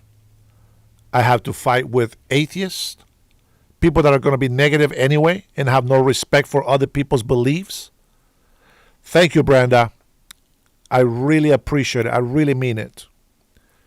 Pray for protection over my life and my families. Pray for courage and strength, endurance to continue moving forward, and wisdom, lots of wisdom. I tend to think that I have wisdom that I've learned throughout my life. And I mean, sometimes it shows, but sometimes I doubt myself as well. And, it really is hard on somebody's heart and brain and the soul to have to talk about the same things over and over and over again. 50% or more of the people that come to my channel are new viewers. About 47% are subscribers already. Some are, they are mostly in my lives with me, and they are my members. I can see them all the time, and I appreciate that. But definitely, I need a lot of prayer. No joke. When I was a non-believer per se, or a not committed Christian, I always questioned, not always believing, just something inside telling me that I want to believe. I just want to believe. And I never asked God for a sign. I never said, God, if you're real, do this. I never done that. But I have asked for help.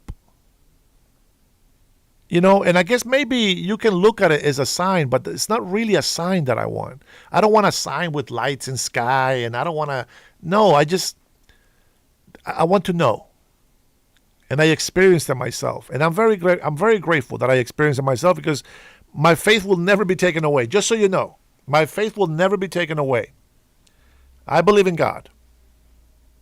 Let me get rid of this face. I believe in God, and nobody's going to take that away from me. But at the same time, I had to watch where I want to go.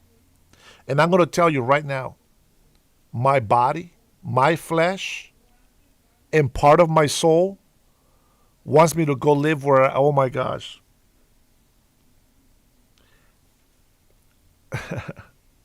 I don't know. Sometimes I wish that I would just fail right away so that I don't have to suffer the process.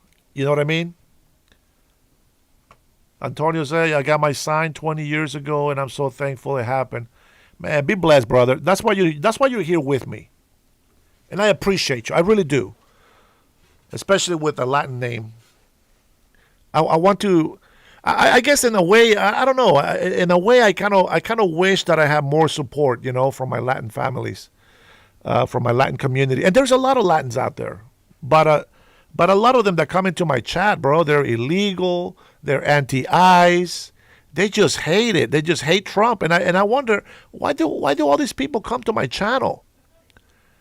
It's not to learn. It's not to have conversations. There's a guy from California, SoCal, right?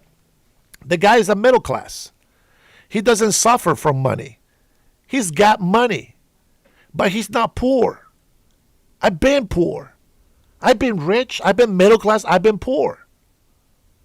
Now I don't feel myself poor. I feel like I'm kind of middle class, I guess. But I don't wish for money. Do I want it? Sure, of course. I can always use money, but I don't wish for money. And when I ever tell you guys, to thank you for subscribing, for being members, and thank you for the super chats and all this stuff, I appreciate that you guys appreciate my labor, that I'm doing this. And if I was just over here just making some stupid ass comments or noises on the microphone, I don't think I can do that. But I feel that that I'm honest in what I do. There's my boss, the boss brother. Oh, look at that! Almost got the same suit on too. Berniel just put above and beyond for 4 months. Somebody called me. Yeah, man. I just sometimes I get a lot of the discouragement, but yeah. So like this so-called atheist, but we know that when it's time for him to face death, the first thing he's going to say, Jesus Christ, please forgive me. I already know that's what's going to happen. Yeah. Now, Berniel, he's one of my Latino brothers, and I needed that.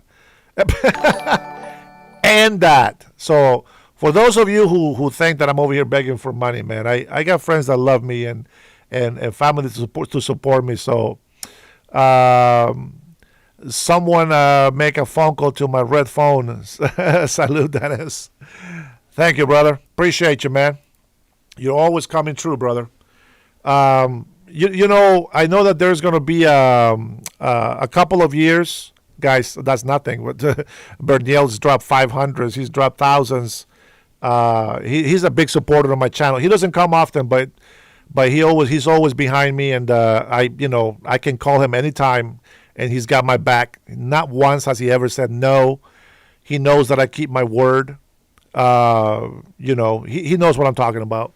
I asked for a favor and I deliver at the time that I said that I would, and I think that I earned his trust in that way. Plus, we have goals that we want to do, and we both want to fight. I will say this, Berniel, if I fail here, I'm hoping that God is going to take us the way that we need to. But if I fail here, man, I don't know. It will be a very tough decision for me. But just because you have a plan to run over there, if you do end up running, I will have to go down. I got family in California, and maybe I can go down there and go and get my 6-7 months to live, sacrifice in California, so I can get behind you on that campaign, and so that you can get my vote as a Californian. We'll see, man. We'll see what we can do. If anything, we can always do something from here as well. But I'm really hoping, man. I've gotten my biggest video has been like 250,000, right? Not really that much, but sometimes they're almost 300,000 views. And I get all these people that come into my channel, but they don't come here to have a conversation. They don't come here to ask questions. They just come in here to insult me and then report the channel as misinformation or whatever. And it's just very, very discouraging. But thank you for popping in, bro. You do lift my spirits. And a lot of times it's like if I don't hear from you guys, like Jason Martin, my newest family here, became a member on his own. I think it's great. Tanya is such a loving spirit, and I feel it. The love that she gives my wife, Robert, same thing. People are older than me, and they look after me as as a brother, and I appreciate it. Sometimes I text Brian, and Brian is a big bro as well, and also Mike. He knows who he is. I don't want to give his name out with the username, but these guys are there for me. Jason Beatriz is also one of my new family patriots, of course, and Güero, who I think he said that he might come to Washington. Berniel, I tell you what, man, if I have money for a plane ticket, I will fly to Tennessee, bro, to her home, and make sure that she's doing okay, because I haven't heard from her for a while, a long time. Since I was in Honduras, I called her. I talked with her. She explained something that was going on. I understand. She's really busy with the family and all these things that she's going through. But no text. No, doesn't answer my calls. So I hope something didn't happen to her, because her voicemail is not full. Really, Trinity was probably, I love having Trinity as my big sister. She's so full. She's so helpful, resourceful, always throwing facts, throwing stats. Everybody loves Trinity. Robert, Brian, everybody asked me for Trinity, and we miss her very greatly over here. Being that in a month and a week from now, I have to go put my name on the ballot. I'm going to call Adam here in a little bit so I can talk with him about that on running in the campaign. It's not as easy as it sounds from what I've been gathering so far. All the research that I've done is like, oh my God, such a pain on the ass. And the hardest thing is not me campaigning myself. Bro, I am 150% ready to go. I can't wait to go off. I can't wait. But then, of course, you got to get a treasurer and, you got to trust people. I got to get a campaign manager. I got to get all these volunteers. And that, my friends, is probably the hardest task for me, because I know how I am as a boss, and I love people. I encourage people, especially when we're fighting for something that is good, for the people. I will share this. I have become friends with one of the city councils that fights on our behalf. He also does the hearings from in Congress, so he does assist with bills. He goes and interprets law, and he's going to be a great help. There's another candidate on what is he? What is he on in the Senate? No, God, I can't remember. I think it's in Congress or the Senate. I can't remember, but he is also going after the same policies that we support. Today is Republicans, even though we know that these policies are Democrats. But this is what we need to do to support our country. So, yeah. Anyway, but I miss her, bro. Thanks for asking for her. I think you have her phone number. So if you don't, let me know. I'll give it to you. Robert, if you don't have her number, let me know. I'll give it to you. She told me that I can give it to people that I consider family in here. So if you have my personal phone number, you can always shoot me a text and let me know if you need Trinity's number, so I can give it to you. So we can, don't spam her. Don't be like that crazy boyfriend or ex-boyfriend. Just text her, send her a good message, and that's it. You know what I'm saying? Yeah, good to see you, brother. Have a good night, man. Thanks for the big drop. I appreciate it. It's huge help, bro. You don't know. It comes in handy in the times that we're going through right now as well. But everything is looking good. It's looking good. It's just little tough times, but everything is looking good. Yeah, we're gonna blame Trump for the gas prices. That's what the left wants me to say. But you know what? It's $1.47 higher than it should be, according to the prices that Trump has. With what he's doing right now. So gas over here in Washington should be about as high as maybe $4. And the rest of the money that's coming above $4, that is all local taxes. So, all right. I know we only got 30 people on the line here, or at least that's what it shows to me. But why do you think that, tough guy? Why do you think I'm a fool? I mean, honestly, I don't disagree with that comment too much. To be honest, I don't. But, yeah, I am a fool. I have to be. There is no way that I would run for governor in my right mind. But I want you to do this. Why don't you call me and tell me why? Why do you think I will be a fool to run? What do you think that I would encounter or what happened? Okay? Because I will tell you this, when prices went down low, you guys have been singing the same tune. Your tune has not changed. And this is what I've been trying to teach you guys for many, many months now. It's you have to know when to cry wolf, because if you just keep crying wolf, wolf, wolf, your voice, everybody will ignore. You have to understand that. That's a good question, user. And if it wasn't for the tyrannical government that we have right now, I wouldn't run for governor. But I can tell you this. As an American citizen, it is my duty to serve my country. And if I couldn't do it in the military, I might as well do it in politics. And I have been on the rich class, middle class, and lower class. I know what poor people go through. And I know a lot of times it's just our own decisions, our own laziness. So that I know what it's like to be very poor. But I also know what success tastes like. I know how greedy I need to be in order for me to take care of my family. But I never want to be greedy to the point where I'm sinning against God. I know what the middle class needs. I know what the rich people can do. But we also have to not rob the people. And the government right now, it's stealing from the people. So how do I qualify? I'm an American citizen. I am of age. And I love Washington State. Even though the people don't love me on the left side, my arms will be open when they change their mind. And just like a soldier goes to war, God bless you, veterans. God bless all of you soldiers who go and fight for us, even though we don't deserve it. It's kind of like the love that Jesus Christ showed us, right? We don't deserve it, but he did it.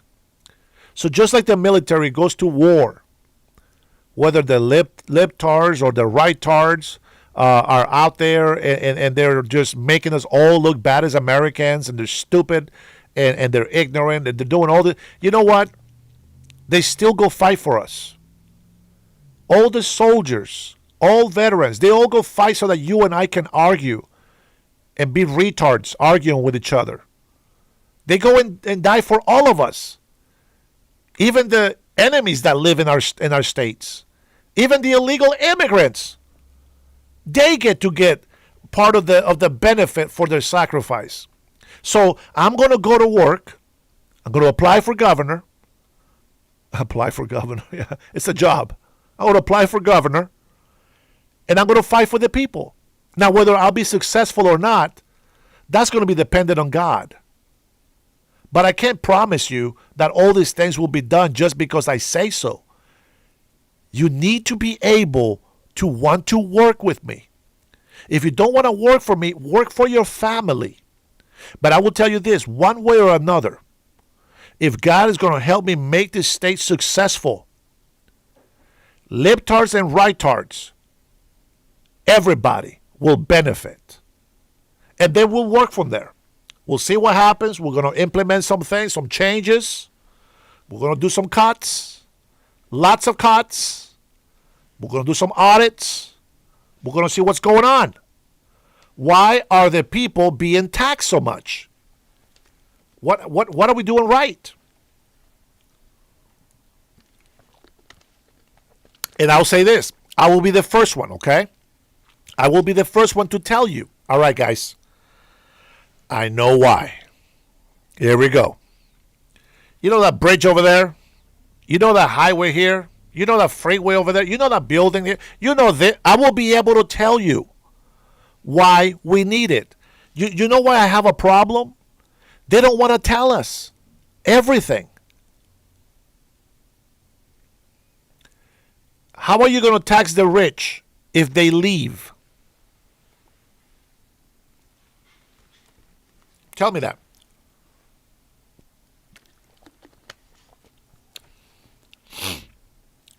Hey, there's the phone number. Call me. Call me.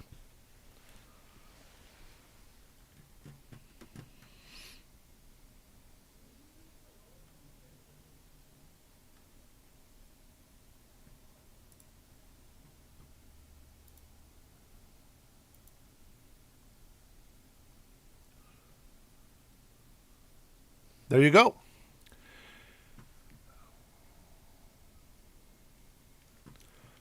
So Bob Ferguson signs the millionaire's tax, they call it. Pedro Nunez, you are illegal, bro. I already know, okay? If you were not illegal, if you were a resident at least of this state, you would be on my side. Thank you, Jake. So check this out. So Bob Ferguson, I sent him a message before, and I thought he was going to change his mind. But he don't care. As long as he's protected, he doesn't care what we say. We're nobody to him. I told him, I'm coming for your job. Yes, he's a lawyer. I'm not a lawyer. But I watched a lot of Law and Order. I'm very good. I am very good. I will defend you in court better than a pro bono lawyer. I just don't have the license, but I will defend you better than a pro bono lawyer. How's that? Now, a high-class lawyer, probably not. I don't have the brains for law, nor do I want to know everything about the law. I need to know just enough to see what I can do to make everything better. And I will say this, again, I can't do it alone. I hope that by putting in my name right now, this year, for governor, that it gives me enough time to gain the trust, the favor of Washingtonians who want to see a change. You have to understand something. Yeah, the problem is that the Democratic Party is gone. The new Marxist communist socialists are using the Democratic Party name just for the name. But it's just like if I give you a Nike, right? If I give you Nike, and you are value shoesaurs, right? You're just a cheap shoemaker, and I give you Nike to use. Well, the shoe is still going to suck. The shoe is still going to bleed ink into your socks.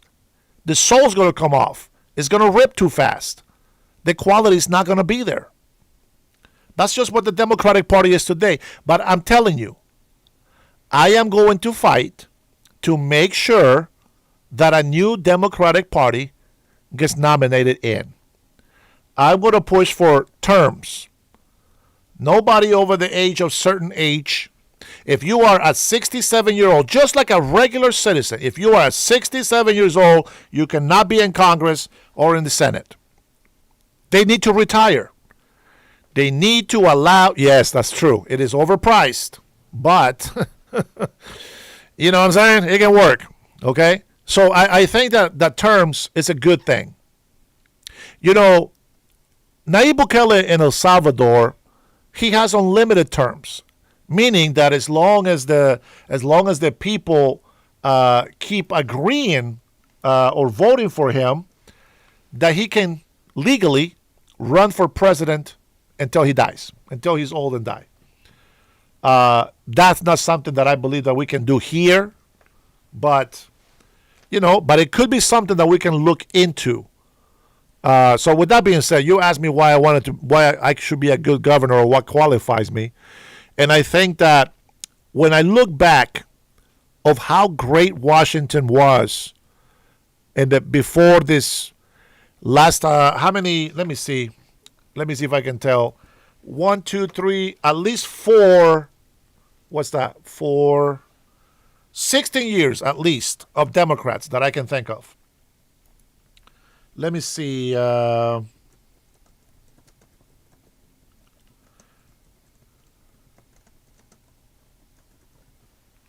me see if I can. They give me a number just so I can share it with you. Let's see. All right, so Bob Ferguson took office on the 15th of last year, right, of 2025. So he just started. This is the second year of him as governor, and then he will have 2 more years, right, just like Trump, 2 more years to be governor here in this state. Now, well, age discrimination. I mean, look at Trump, right? He's in his 80s. He's doing a lot better than I am. But I think that the people, and the reason why I give you a retiring age at 67, because that's the retirement age for people. Now, they can always work longer, right, if you wanted to. But speaking of political power, if they come in, let's say, for example, if they come in at any time, okay, they can be 60 years old, let's say, right? 60 years old and they come into office. They cannot serve more than 6 years, for example, okay? At the most, maybe 10-year cycles, no more than 10 years. And they can get fired if they don't do their job. That's something that should happen. And I think that the speaker and the people that are in Congress or in the Senate, right, that they should be able to vote if somebody should get fired. The problem with that is there's always a problem. The problem with that is that if the majority of the party is Republican and they don't like somebody from the Democratic side and they decide that they're going to fire them, well, obviously the Republicans are going to have more votes. If the Democrats have the majority, same scenario. So that's why I think it's probably hard for them to get fired. But I think that they could fire them, and then just the nomination would just open for another person on the same party. I think that might be a reason. Let's see. Jason says, user questioned Dennis while he was answering. She asked 3 more questions. That's too bad. I like Antonio. Antonio actually, he probably thinks the way I do. Antonio says, Generation X can't retire. Our government has spent all of our Social Security and still taking. Bro, man, you know what? I think they have. They've been dipping. No, listen, this is another problem. that I have with our government. They have been dipping. You're right. I'm glad somebody's paying attention. They have been dipping into our Social Security fund. You know what they don't dip into? Guess. Somebody put it on the chat. What don't they dip into? They dip into our Social Security, our retirement funds, the fire department funds, pensions, the police department pensions. Guess what they don't dip into to get money? I think I said it on my live earlier today. Jake, absolutely, man. No more lifetime politicians. These guys make a lifetime career of power. That should never have happened. Should have never been allowed. If they cut, listen to this. These people have been in power for so long. Imagine this. Yeah, they touched that, but no, that's not it. Come on, think about it. That's right, baby. Jason Martin. That's right. 100%. Somebody's watching. Jason Beatrice, you don't watch my show. You don't pay attention. I said it earlier today on my first live. They don't dip in to their pension funds. And they just gave themselves a big fat raise that will take effect in June. Which, by the way, if they don't pass this millionaire's tax right now, they don't get a raise because there's no money. But now they tell the people, oh, this is for you. Guess how much money they're going to send us. Hi, Vilma. Guess how much money he says that he's going to send us from charging the rich people, the people that make $1 million or more, 10%. Guess how much money he said he's going to send us. Anybody, take a guess. Woo, let's go. Let's make some money. Make some money. Anybody, give me a number.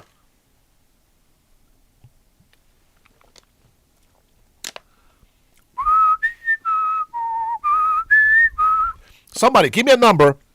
How much money do you think here in Washington State, after raising a 10% income tax? No, Antonio, you're thinking too big.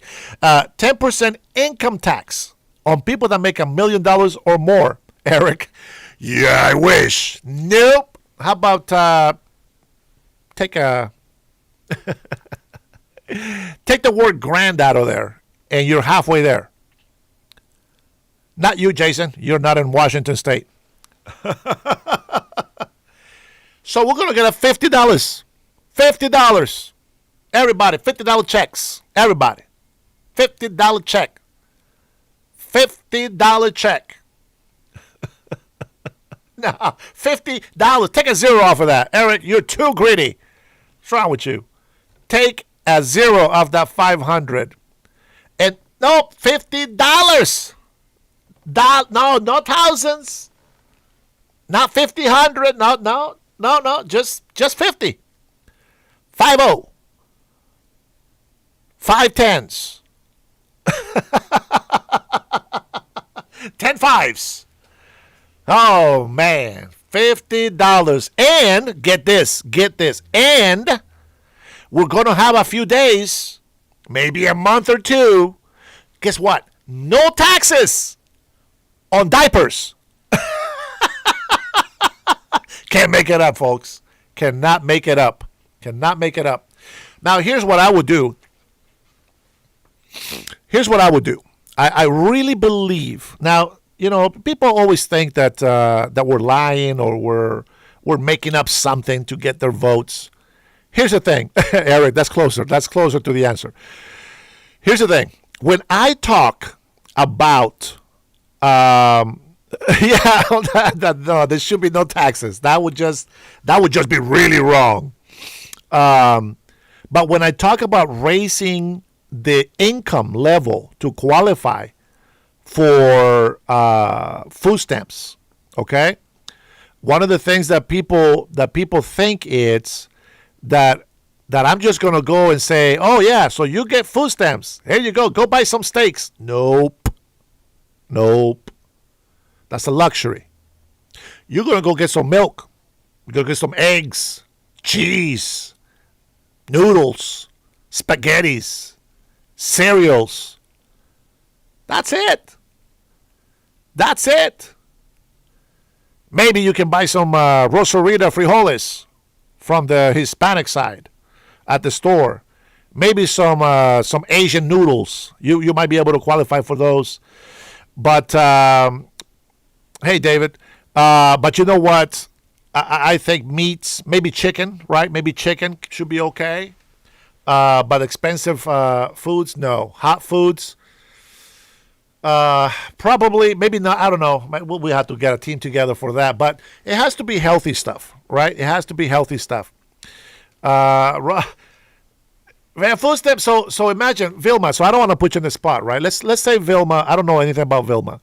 Let's say Vilma it's a single mother. Okay, Vilma's a single mother, and she has one child. Okay, the guy was a loser. She's probably happily married, by the way. So the guy's a loser. Okay, so Vilma doesn't get food stamps because she makes too much money, even though she's a single mother and she has a baby. She has a child, toddler, 2, maybe 5 years old. She doesn't qualify for the food stamps because she works full time, and her money is too much to qualify. So what is it? You have to sit down with a team, right? And they have to do the numbers because I'm not a genius, okay? But let's say that she's making $75,000 a year. By herself, it's okay. With the child, no good. Milk, diapers, more expenses, etc. She can afford it, but it's because she's working full time. If she worked part-time, she will get help with her health care and food stamps.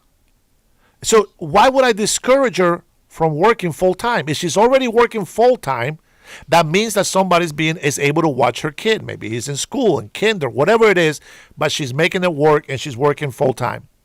If we raise the bar to $75,000, which will allow you to get a 2-bedroom apartment, you find out how much the 2-bedroom apartment, and then we're going to raise the amount for you to get free health care and free food. It's very simple. But it doesn't mean that you're going to get the steaks that you want or the expensive organic. Well, maybe that stuff will be okay. But the amount will just cut off all the benefits, right? But if you want to eat luxury foods, exotic foods, I think they call it, then that will be money that you wouldn't have to spend, but you're choosing to spend. And I think that will encourage people to work full time. And what does that do?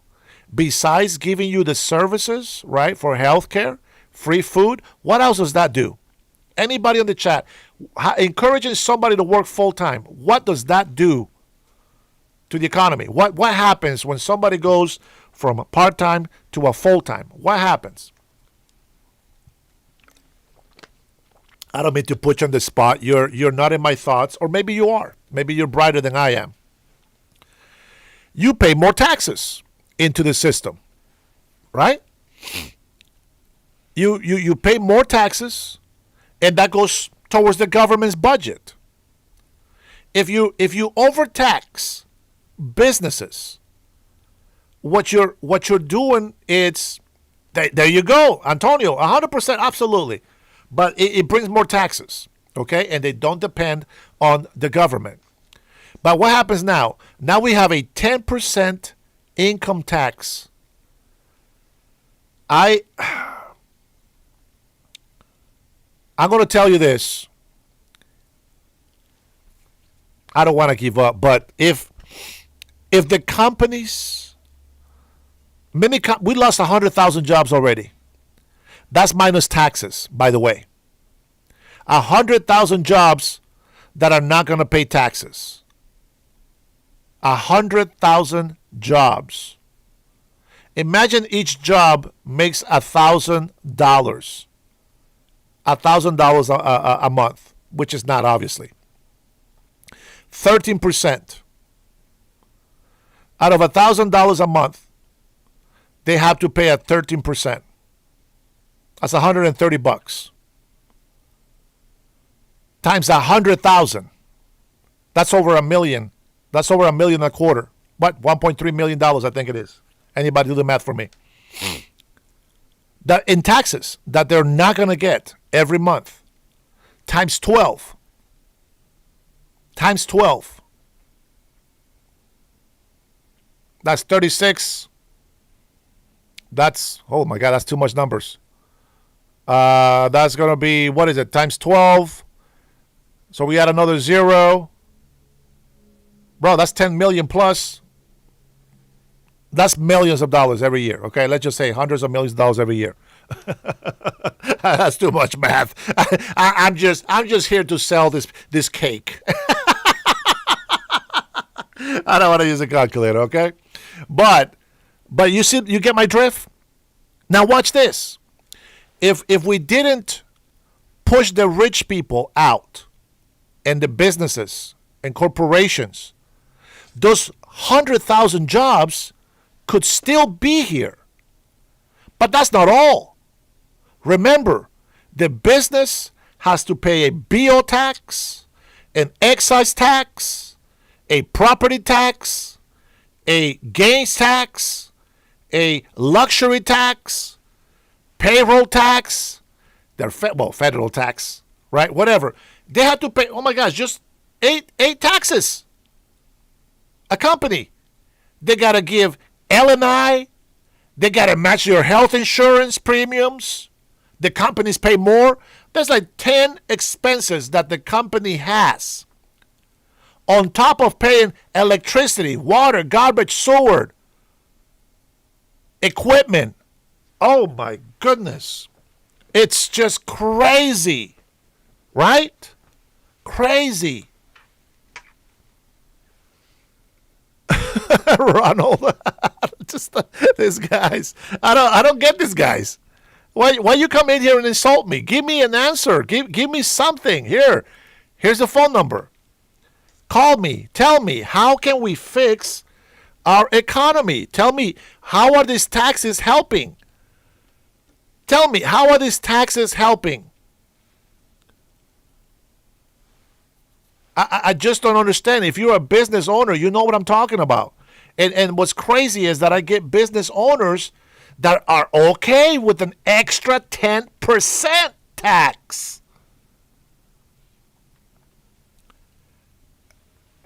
How can I help? How can I help?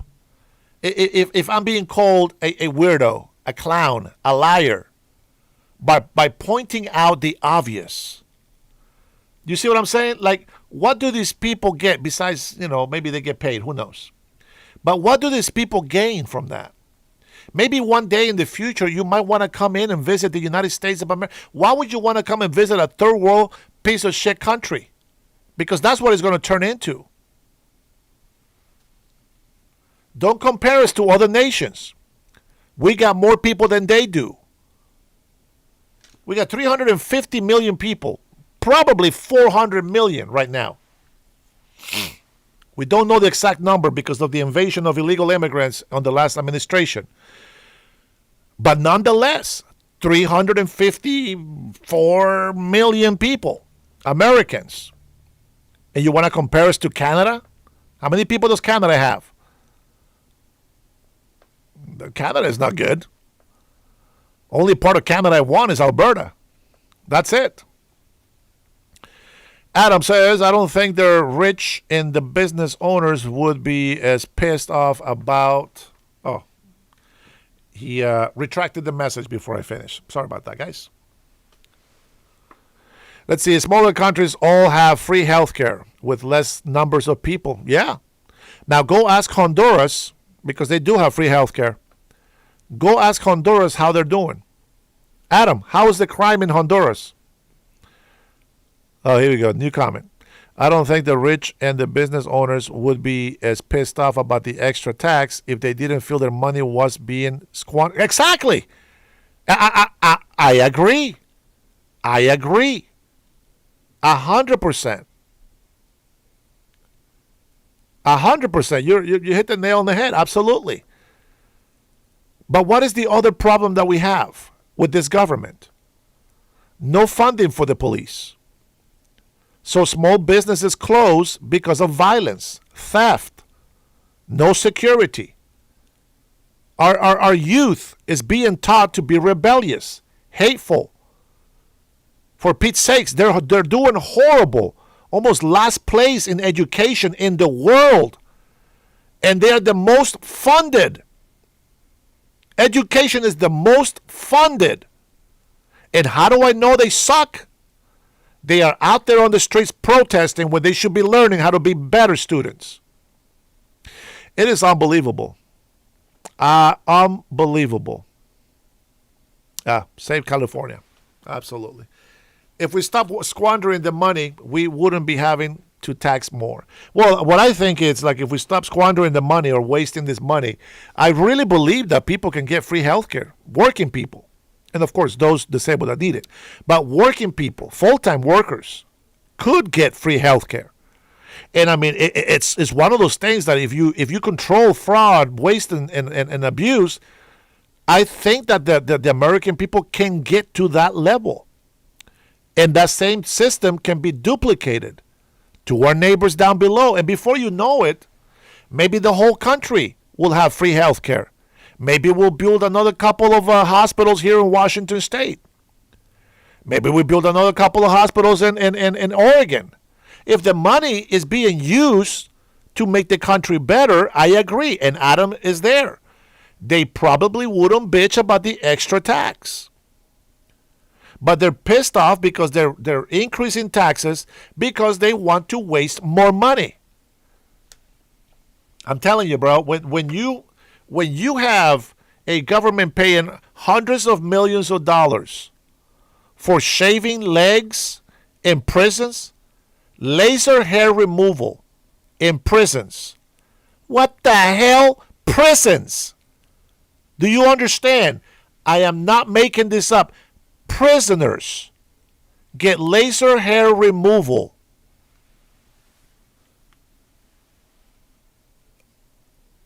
You can't make this up.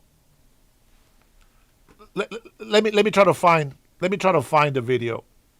Let me see Brandy. Hopefully Brandy doesn't have it too hidden because she makes a lot of videos. Let me see, where is it? You guys may have watched this with me too before. I will find it. It's no joke. Let's listen from one of the business owners. Let's see. Swamp Watch say sayonara to Seattle's wealth. Okay, let me go ahead and pull this out. I want to share this. Not just part of it. Hopefully, they get to the point where I want to be. Okay, here we go.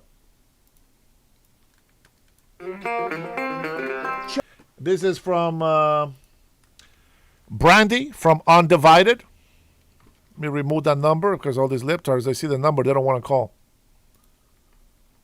All right, let's take a listen. There's not one. We had some people over, so I wasn't paying too much. And I'm like, being a guy that played college football and now that I coach, I watch football differently. So I'm so locked into the game. But usually you still notice some. There's not one that sticks out. There isn't one that I'm like laughing about still today. And that's not, I mean, I would say that I personally felt like the commercials were about as good as the halftime show. Yeah, well, I watched the Turning Point USA halftime show, so I'll have to go back and watch Bad Bunny. So did I. But the thing that stuck out to me, we talk about AI on this show all the time. So many of them, I mean, there was commercials for AI, but there were also a lot of commercials made with AI. And to me, it sucks all of the life out of the commercials. You could tell the ones, and I mean, look, some of them it has to be AI, like the polar bear. We get it. We never thought it was a real polar bear. You know what I mean?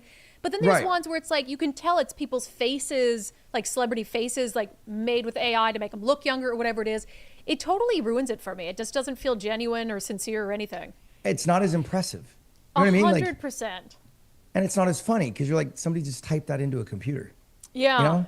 The Verge wrote, AI-generated ads dropped the ball at this year's Super Bowl. Not a single one of these commercials made betting on AI seem like a good idea. Just, yet another reason. But yeah, there was just something about them, and I think it is that element of it felt fake. And I'm so sick of seeing AI crap on the internet. And I mean, I get it. It probably makes making the Super Bowl ads much less expensive, but it just made them much I'm worse. trying to find the words to talk about the that kind of money on an ad. I'm not going to be like, all right, guys, let's cut corners on the content. You know what I mean? very, very odd, especially when you're talking about as many eyeballs. That was always one of the fun things about it. Were the commercials and the ads. Yeah, that whole, like that instinct that you feel when you're about ready to lay your dentures right into that hand that's been feeding you. Yeah. Maybe don't do it. Like, or, I mean, and this is really controversial, really outside the box, or focus on fair and balanced reporting. How about that? It really is just too much to ask. Speaking of, though, let's continue on. We'll also kind of continue the Super Bowl theme and do some watchdogging. So, as you know, the first public hearing on the millionaire's tax, which we've talked about quite a bit on Swamp Watch, was held on Friday. Most unpopular bill in Washington state history based on pro and con registrations. More than 60,000 people registered against it. The Democrats are saying they were bots, though. Wasn't real human beings, it was bots. No real capital flight. No real bots are against the largest tax rate in history. They sound like children. I know, it's bad. So, but one of the things, because I'm always looking for ways to get people who aren't usually politically interested or active involved. And the truth is, the Seattle Seahawks are in a precarious position right now, given the millionaire's tax. So they just won the Super Bowl, but as you know, the team is about to go up for sale. So there's already the free agency issue. This has been dealt with before when players have a choice of where to go. You don't think they're considering taxes? Of course they are. And so they could decide to go to a different team, that they're not going to get 10% off the top, that they don't have this massive tax burden. But then people are dismissing this. But Washington State, if they pass the millionaire's tax, is quickly going to be the most inhospitable state in the nation for wealth. So you really think there's a 0% chance that some rich person who buys the Seahawks don't move them out of state? I hadn't really thought about that angle. I know that especially now with the state of the Seahawks, it would be a tough thing to do, just because the NFL, the 30 years ago before we won a Super Bowl, it would have been much easier. Yeah. But it's a much more visible, much more hype. But yeah, if you look at the average, solid middle tier, but like good player, free agent, you're probably looking at those kind of. They're talking about football players leaving because of the millionaire tax. But here's one, and I think this is the one that talks about. You'll recall that it was like a month ago, I went down to Olympia to ask questions of socialist state lawmaker Sean Scott. He was specifically introducing a proposal for him to come on. And so right before we left for our holiday break, Representative Sean Scott, a socialist, joined us here on Undivided to talk about maybe socialism having a moment, his tax proposals in Olympia, and my belief that those tax proposals are completely out of touch with reality. Sean Scott, welcome to Undivided. I said, welcome to our secret lair. All the way out here. Don't be telling your Antifa friends where we're at, okay? Do I have your word? Some of them might know, but they don't make it out to this side of the state too much. Well, I did go to an ICE this side of the state. We're right by Seattle. Yeah. I did go to an ICE protest where they had my home address on a piece of cardboard, like on a sign. And so I was like, well, it is public. So why are you here? I'm here because I wanted to talk to you and talk to your viewers. I suspect that you command a viewership of people that really, really care a lot about seeing something like House Bill 2100 and the Well Washington Fund pass. Housing, healthcare, and higher education are, I think, 3 universally supported programs in our state that are in. I want you to listen. I want you to listen to this very carefully. He really believes there is nothing wrong with what he's about to say. Now, I point this out because a lot of people come into my channel, and this is the kind of people they are. So pay attention, okay? Danger due to one kind of austerity budgeting or another. And so I think it's important that we clear the air around what HB 2100, what the Well Washington Fund is going to do for the people of our state. I disagree that I have a viewership that is going to want to see this pass, but maybe at the end of it you'll have convinced them, but I find it very unlikely. But I do appreciate you reaching out. I think one thing that differentiates you and other socialists that I've interviewed from the Democratic Party is you like to defend your policies. They don't want to defend their policies. They just want to implement them. It's funny that you say that. What I have found actually is that housing, healthcare, higher education, cash assistance programs are supported as much in Republican so-called red legislative districts in our state as they are in hyper-urban districts like the one that I represent. The 19th and 35th legislative districts, pretty staunchly Republican. Those are areas where you have 1 in 7, 1 in 6 people depending on food stamps. They are areas where you see a much more intense reliance on Medicaid, Medicare, percentage-wise, of course, than you do in districts like my own that are, once again, very hyper-urban. So with these programs being programs that are right now in a state of potentially going to be underfunded because of Trump's H.R. 1 budget and because of other actions that were taken earlier this year in the state legislative session, that's why I believe that these are programs that people across our state, across Washington, want to see supported and funded, and that's what my bill, HB 2100, is all about. Great. Well, we'll talk about it. We'll see. I think we agree with the things, but how we get there and how we fund it versus using existing revenue is probably going to be the point of differential. So we'll discuss that. You probably have more intimate knowledge of the inner workings of the budget than I do because you're actually in the room with folks. So I look forward to hearing about it. Absolutely. For people, we've met several years ago when you were running for city council, but for people who aren't familiar with your background, give me the Sean Scott background. Like I'm talking childhood, family, just like where are you from? And Right. Well, I spent my first few years of life in Queens, New York. Actually, where I lived was Lefrak City. That is an area within the congressional district, New York 14, that Congresswoman Ocasio-Cortez represents currently in Washington, D.C. Watched with great interest as another, Queens politician, a Queens POC socialist, and Mayor-elect Mamdani, I should say, was elected recently. So I think my New York roots, somebody who comes from New York City, a very big, diverse city, but also a place that has a lot of concerns around affordability, the same way that Seattle and Washington State do, really shaped, I guess, my outlook and how I look at politics. My parents are Jamaican. I am a Jamaican American. I'm somebody who has that identity and wears it very, very proudly. In the 1970s, Jamaica was a country that underwent an experiment with democratic socialism. My parents met as unionized nurses in a New York City hospital. So I think it's about... How's Jamaica doing? Trying to do right by my values, the communities that produced me, that made my career in politics even a possibility.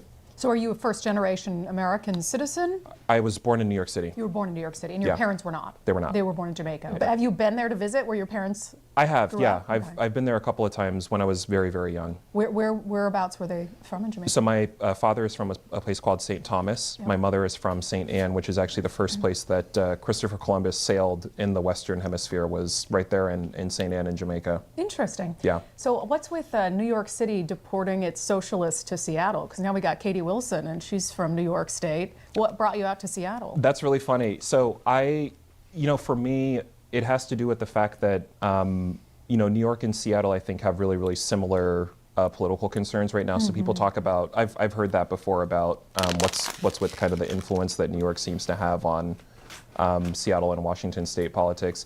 My parents came out here a little bit after my dad. I grew up with my dad. My parents divorced at some point in the 80s, and came out here because my dad was looking for work, looking for a better way. I think he's probably a lot like many people who came to Seattle in the 1990s when the city was a boom town. So yeah, that's how we ended up here. So then the difference between you and Katie Wilson and you and Zohran Mamdani is you're not a Nepo baby, it doesn't sound like.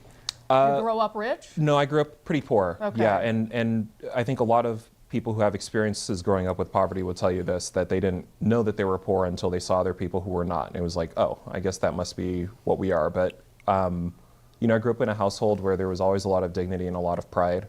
A family that depended on a lot of the programs that I think I try to stand up for even today in the state legislature.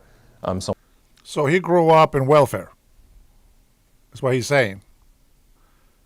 So when you grow up with a poor mentality, that is who you become as an adult. The fact that he was okay with living the way he lived, and he realized that other people that actually have money had these other things, that changed his perspective in life. That's the one thing that I'm very grateful of having, that even though I know a lot of people that have a lot more than me, I have never felt any less because I didn't have the money or the things that they had. As a kid in Honduras, my neighbor used to have a bunch of cars. He didn't know what to do with them. I used to play with a little piece of wood on the dirt, and I will use a popsicle stick, and I will make these little roads, and I will pretend that the little stick was my car, and I use bricks, make little bridges, and I even had a garage, and I will park my little piece of wood in there as if it was a car. I never was envious of my neighbor's toys. John, apparently you don't want to be here. Hey, thanks for stopping by. Get the hell out of my chat, you disrespectful ass. But anyway, so he grows up with welfare, and this guy never grew out of it. Like, so if you think that somebody should be in welfare, you're never going to think that they can ever be independent, that they can ever be self-sustained, sustainable. You got to help people get out of the poor mentality. There's nothing wrong with just being hardworking, and just being able to feed your family, etc. There's nothing wrong with that. But the moment that you think that you should have somebody supporting you, that's a problem. That is a poor man's mentality. Once again, I think it's about, watering my roots and making it so that people that are coming up behind me have an easier time of influencing our politics and getting involved than I did having to come up. When I saw you down in Olympia at your press conference, I'm going to fumble the exact words, but you introduced yourself as a proud socialist. That's right. Are you a socialist or a democratic socialist? Well, I am a democratic socialist because I am a member of the Seattle Democratic Socialists of America. Sure. I've been a member since January 4th, 2017. What I've really come to see in my time, both running for office and the year that I've spent in then you should be getting help with that. The legislature is people care a lot more about results in leadership than they do about rhetoric and labels. So my values as a socialist, I don't run from those. I actually feel that they make me a more able representative than maybe I would be otherwise. Why do you think socialism is having a little bit of a moment? We never went away. Washington State, have you ever read the book Red Harbor? There's an author named Aaron Goings. So he wrote a really incredible book that came out this year where he talked about the influence that lumber workers played in creating They may say they don't want to be on welfare, but their actions say otherwise. If you don't want to be on welfare, you want to go get the money, okay, go get it. But if you don't care, you're just never going to go out and do it. Let me speed this up to 1.5 times. These guys are going too slow. And corporate profits for timber titans in Washington State. That is a story that goes all the way back to the beginning of the 20th century. We have been a state historically that has affirmed our rights to organize, for people to form unions. Washington State, I believe, has the third highest union density of any state in the country behind, I believe it's New York and Hawaii. So I think that as basically we start to run into more and more crises that this economic system has produced, crises of affordability, crises of sustainability, accessibility for many people as well, socialist ideas, which have always been there, are going to start to become more and more attractive to more and more people. And I don't think you can sort of dispute the record on this question in recent years. More kinds of socialist elected officials, and where socialists themselves are not elected. Our policy positions are quite popular.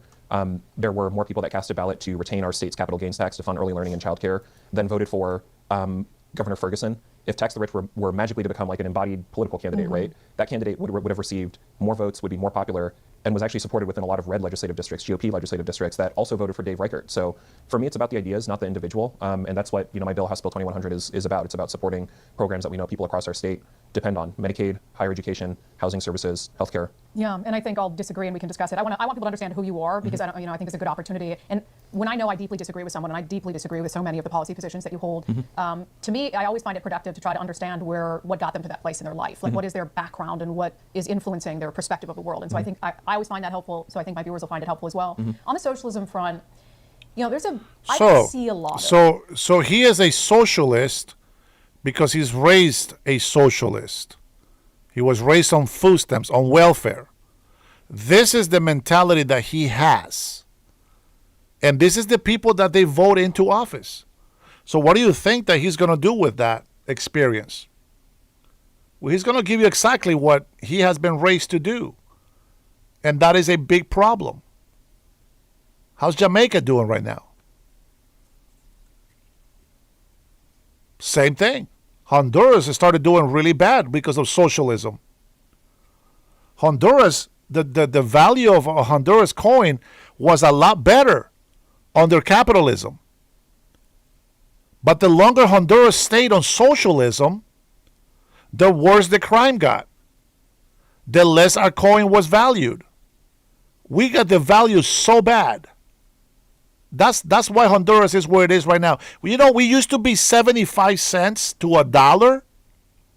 We had the highest value of our coin compared to $1 until socialists came into office, promising free services, free. And now you got to pay almost $27 for $1. That's what socialism does. Period.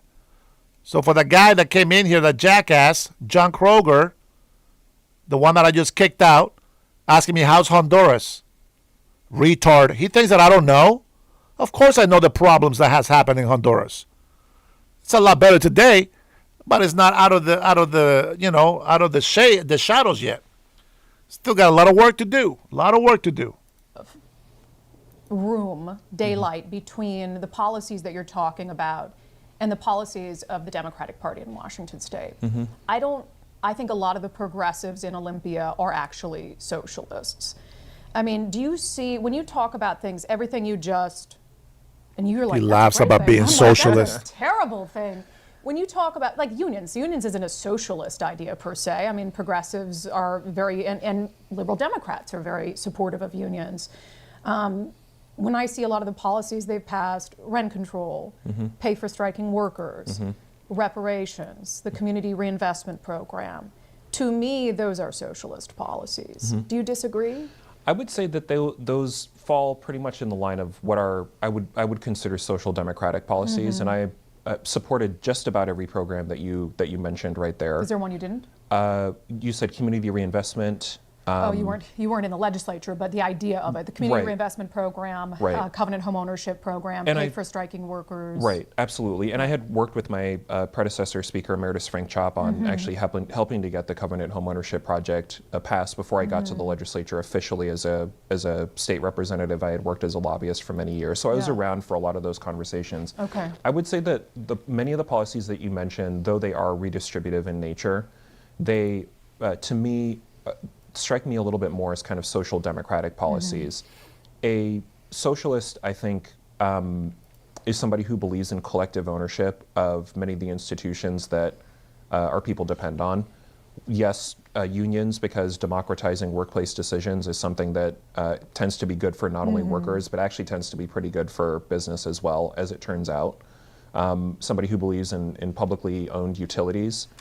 Somebody who thinks that the redistribution of wealth, when wealth is hoarded by 1 or 2% of the largest and corporations or wealthiest individuals, that tends to be bad for everybody. So I think it's a question of how far you're willing to go in pursuit of the ideals that you say that you have. And for me, I'm somebody who did not take corporate campaign contributions. So when big business lobbyists come knocking at my door in Olympia, they tend to know where my positions are going to be, who I'm trying to stand up for. At the same time, House Bill 2100 and the Well Washington Fund is going to be good for business too, though that is not the aim. And I'll explain what I mean by that.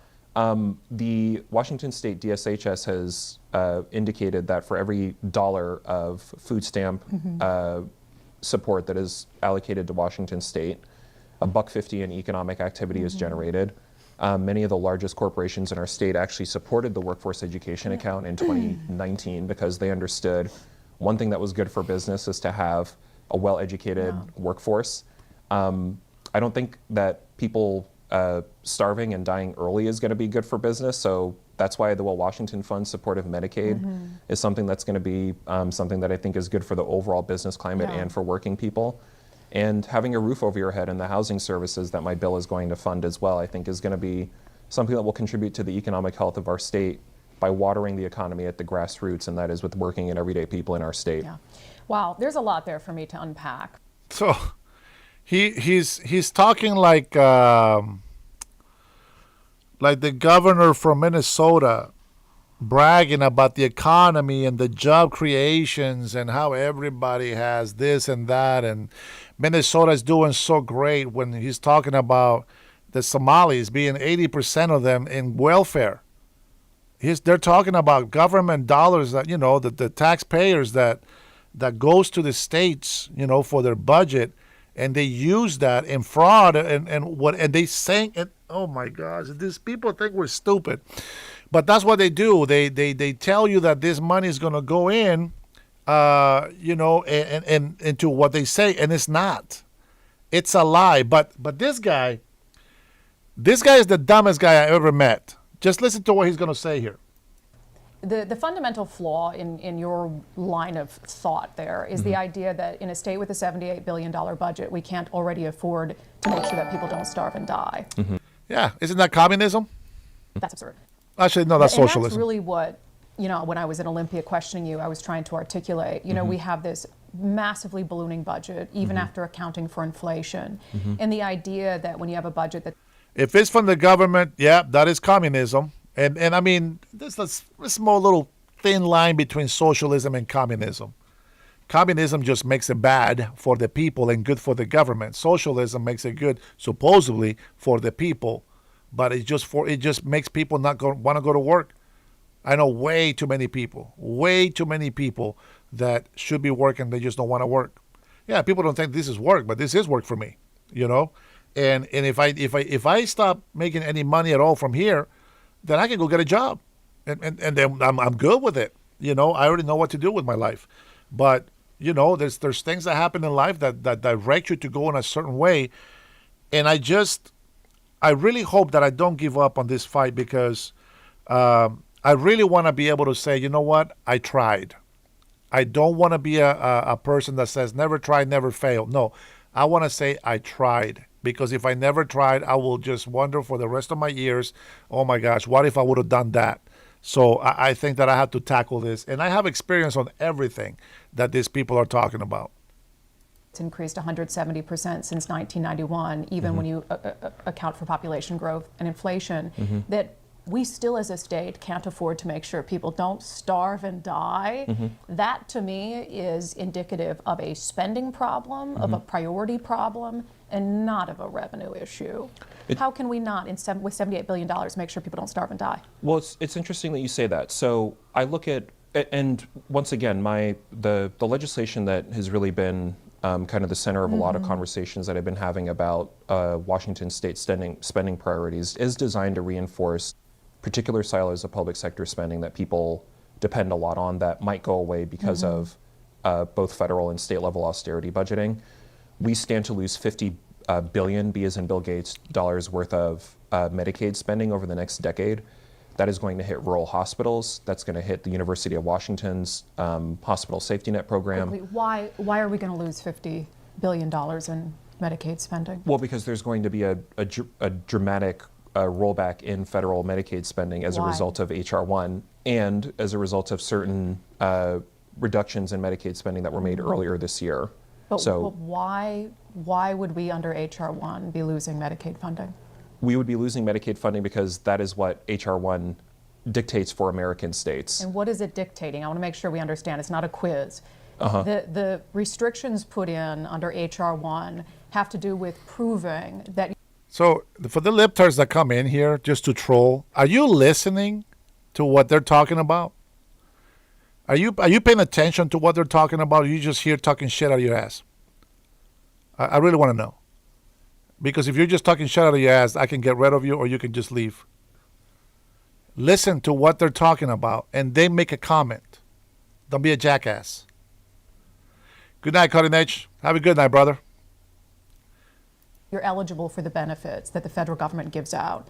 So if people can't prove they're eligible, they shouldn't get that money, right? So that money would go away because the people can't prove that they... Oh my gosh, where is it? About healthcare in our state and housing, which we've talked about. I think even you had admitted that it's not a question of taking resources away. It's about we adequately fund our programs and then we figure out what works. So, but none of that can happen if we're not also having this serious conversation about massive federal divestment, which will happen as a result of H.R. 1, which will happen as a result of certain austerity measures that have been implemented in recent years. And so those are some of the issues that I believe I have to be sensitive to as a representative from the 43rd. Well, that's the thing. It doesn't. Tell me what. Tell me what applies to Trump. You don't make an accusation. Tell me what applies to him. Because Trump is not saying, hey, you know what? Let's go ahead and give, $600 million to laser hair removal in prisons or breast implants. That's not what Trump is saying. So don't say that it can be applied to Trump. That's what I'm saying. Don't be a troll. Pay attention first before you open your mouth or type something. Yeah, I mean, blaming Trump is just sort of off the table for me. There you go. That's you right there. I think Democrats have blamed him for too many things. You have a better relationship with him than I think I've many met him in Washington once, State do. yes, Right. but probably, But I think that it's like crying wolf at this point. For the last 15 years of my career, and 10 of those under President Trump, or when he came on the scene, you guys blame Trump for literally everything. And we have all these crises in the state that existed before him. They've worsened in a way that you can't blame on President Trump. Well, President And so I Obama think deported it's- way more people and is known among many as a deporter in chief. So I Right, do. but the Democrats don't acknowledge that. Well, I believe that it's important for us to be consistent in our criticisms, and I think that there are a number of issues that land pretty squarely at the feet of presidents who even many Democrats would tell you they felt a little bit betrayed by how they acted in office. Because as I pointed out to you at your press conference, Democrats wanted a version of your Well Washington Fund and the tax last year before Trump was elected for his second term. And so then it's like, oh, we need this now. And now you're saying, oh, we need it because of Trump's H.R. 1, which hadn't even been conceptualized when they introduced it last year. Yeah, that's not quite accurate. So the Well Washington Fund, House Bill 2100, is a significantly different bill than the one that Senator Saldana It's the dropped same last idea. year. It's expanding the concept of Seattle's payroll tax statewide. And it also has a pretty different income threshold, number one, so it would be raising significantly more money and asking major employers to pay the same tax that employees who make $125,000 already pay. The other component that makes it different is that we would actually have sort of a team of gubernatorial House and Senate appointees who would be keeping tabs on where federal divestment is going, the trajectory Thank of God, it. more bureaucracy. Can't wait. And if, as somebody who's in government, I think that government can do great things. And so somebody who's not in it can have a differing opinion. But I believe that when you have smart people who are paying attention to macroeconomic trends in a room making policy recommendations to people that are going to be making some pretty big decisions with spending and supporting us versus an order where we're not getting that kind of support that we're. Shit, he's not getting to the point. But anyways, so when she, the whole point is that when she asks him about the money, about the hundreds of millions of dollars going to laser hair removal in prison, he says that that's right, and they should. It is part of gender affirming care for transgenders in prison. What the hell? I just don't understand in what right mind does that make sense? It's beyond me. I wish I could have gotten to the actual clip, but they're taking way too long, and I'm not going to give them 20 minutes for that. Bless you, baby. That is crazy. But anyway, that's just what it is. And you know what? I think we've talked about this enough for tonight. So, it is what it is. If people don't want to listen and they want to just listen to bullshit, I'm not into talking bullshit. So I'm not going to waste my time. All of you, the people that are here with me, you already know. You already know what I believe. You already know what we need to do. And if we don't have any serious people here tonight, I spent plenty of time doing my live, so we're not going to waste time. I do want to thank you guys who have been supportive. Thank you so much. I lost my cutting edge, one of my Latino brothers. But for everybody else, guys, thank you so much for being here with me. I appreciate it. I hope that I see you guys tomorrow. We'll see if we got some good news for tomorrow. I want to be able to stream something important, maybe another speech from Trump, another press secretary. Something has got to happen. Something's got to happen. I opened my line multiple times.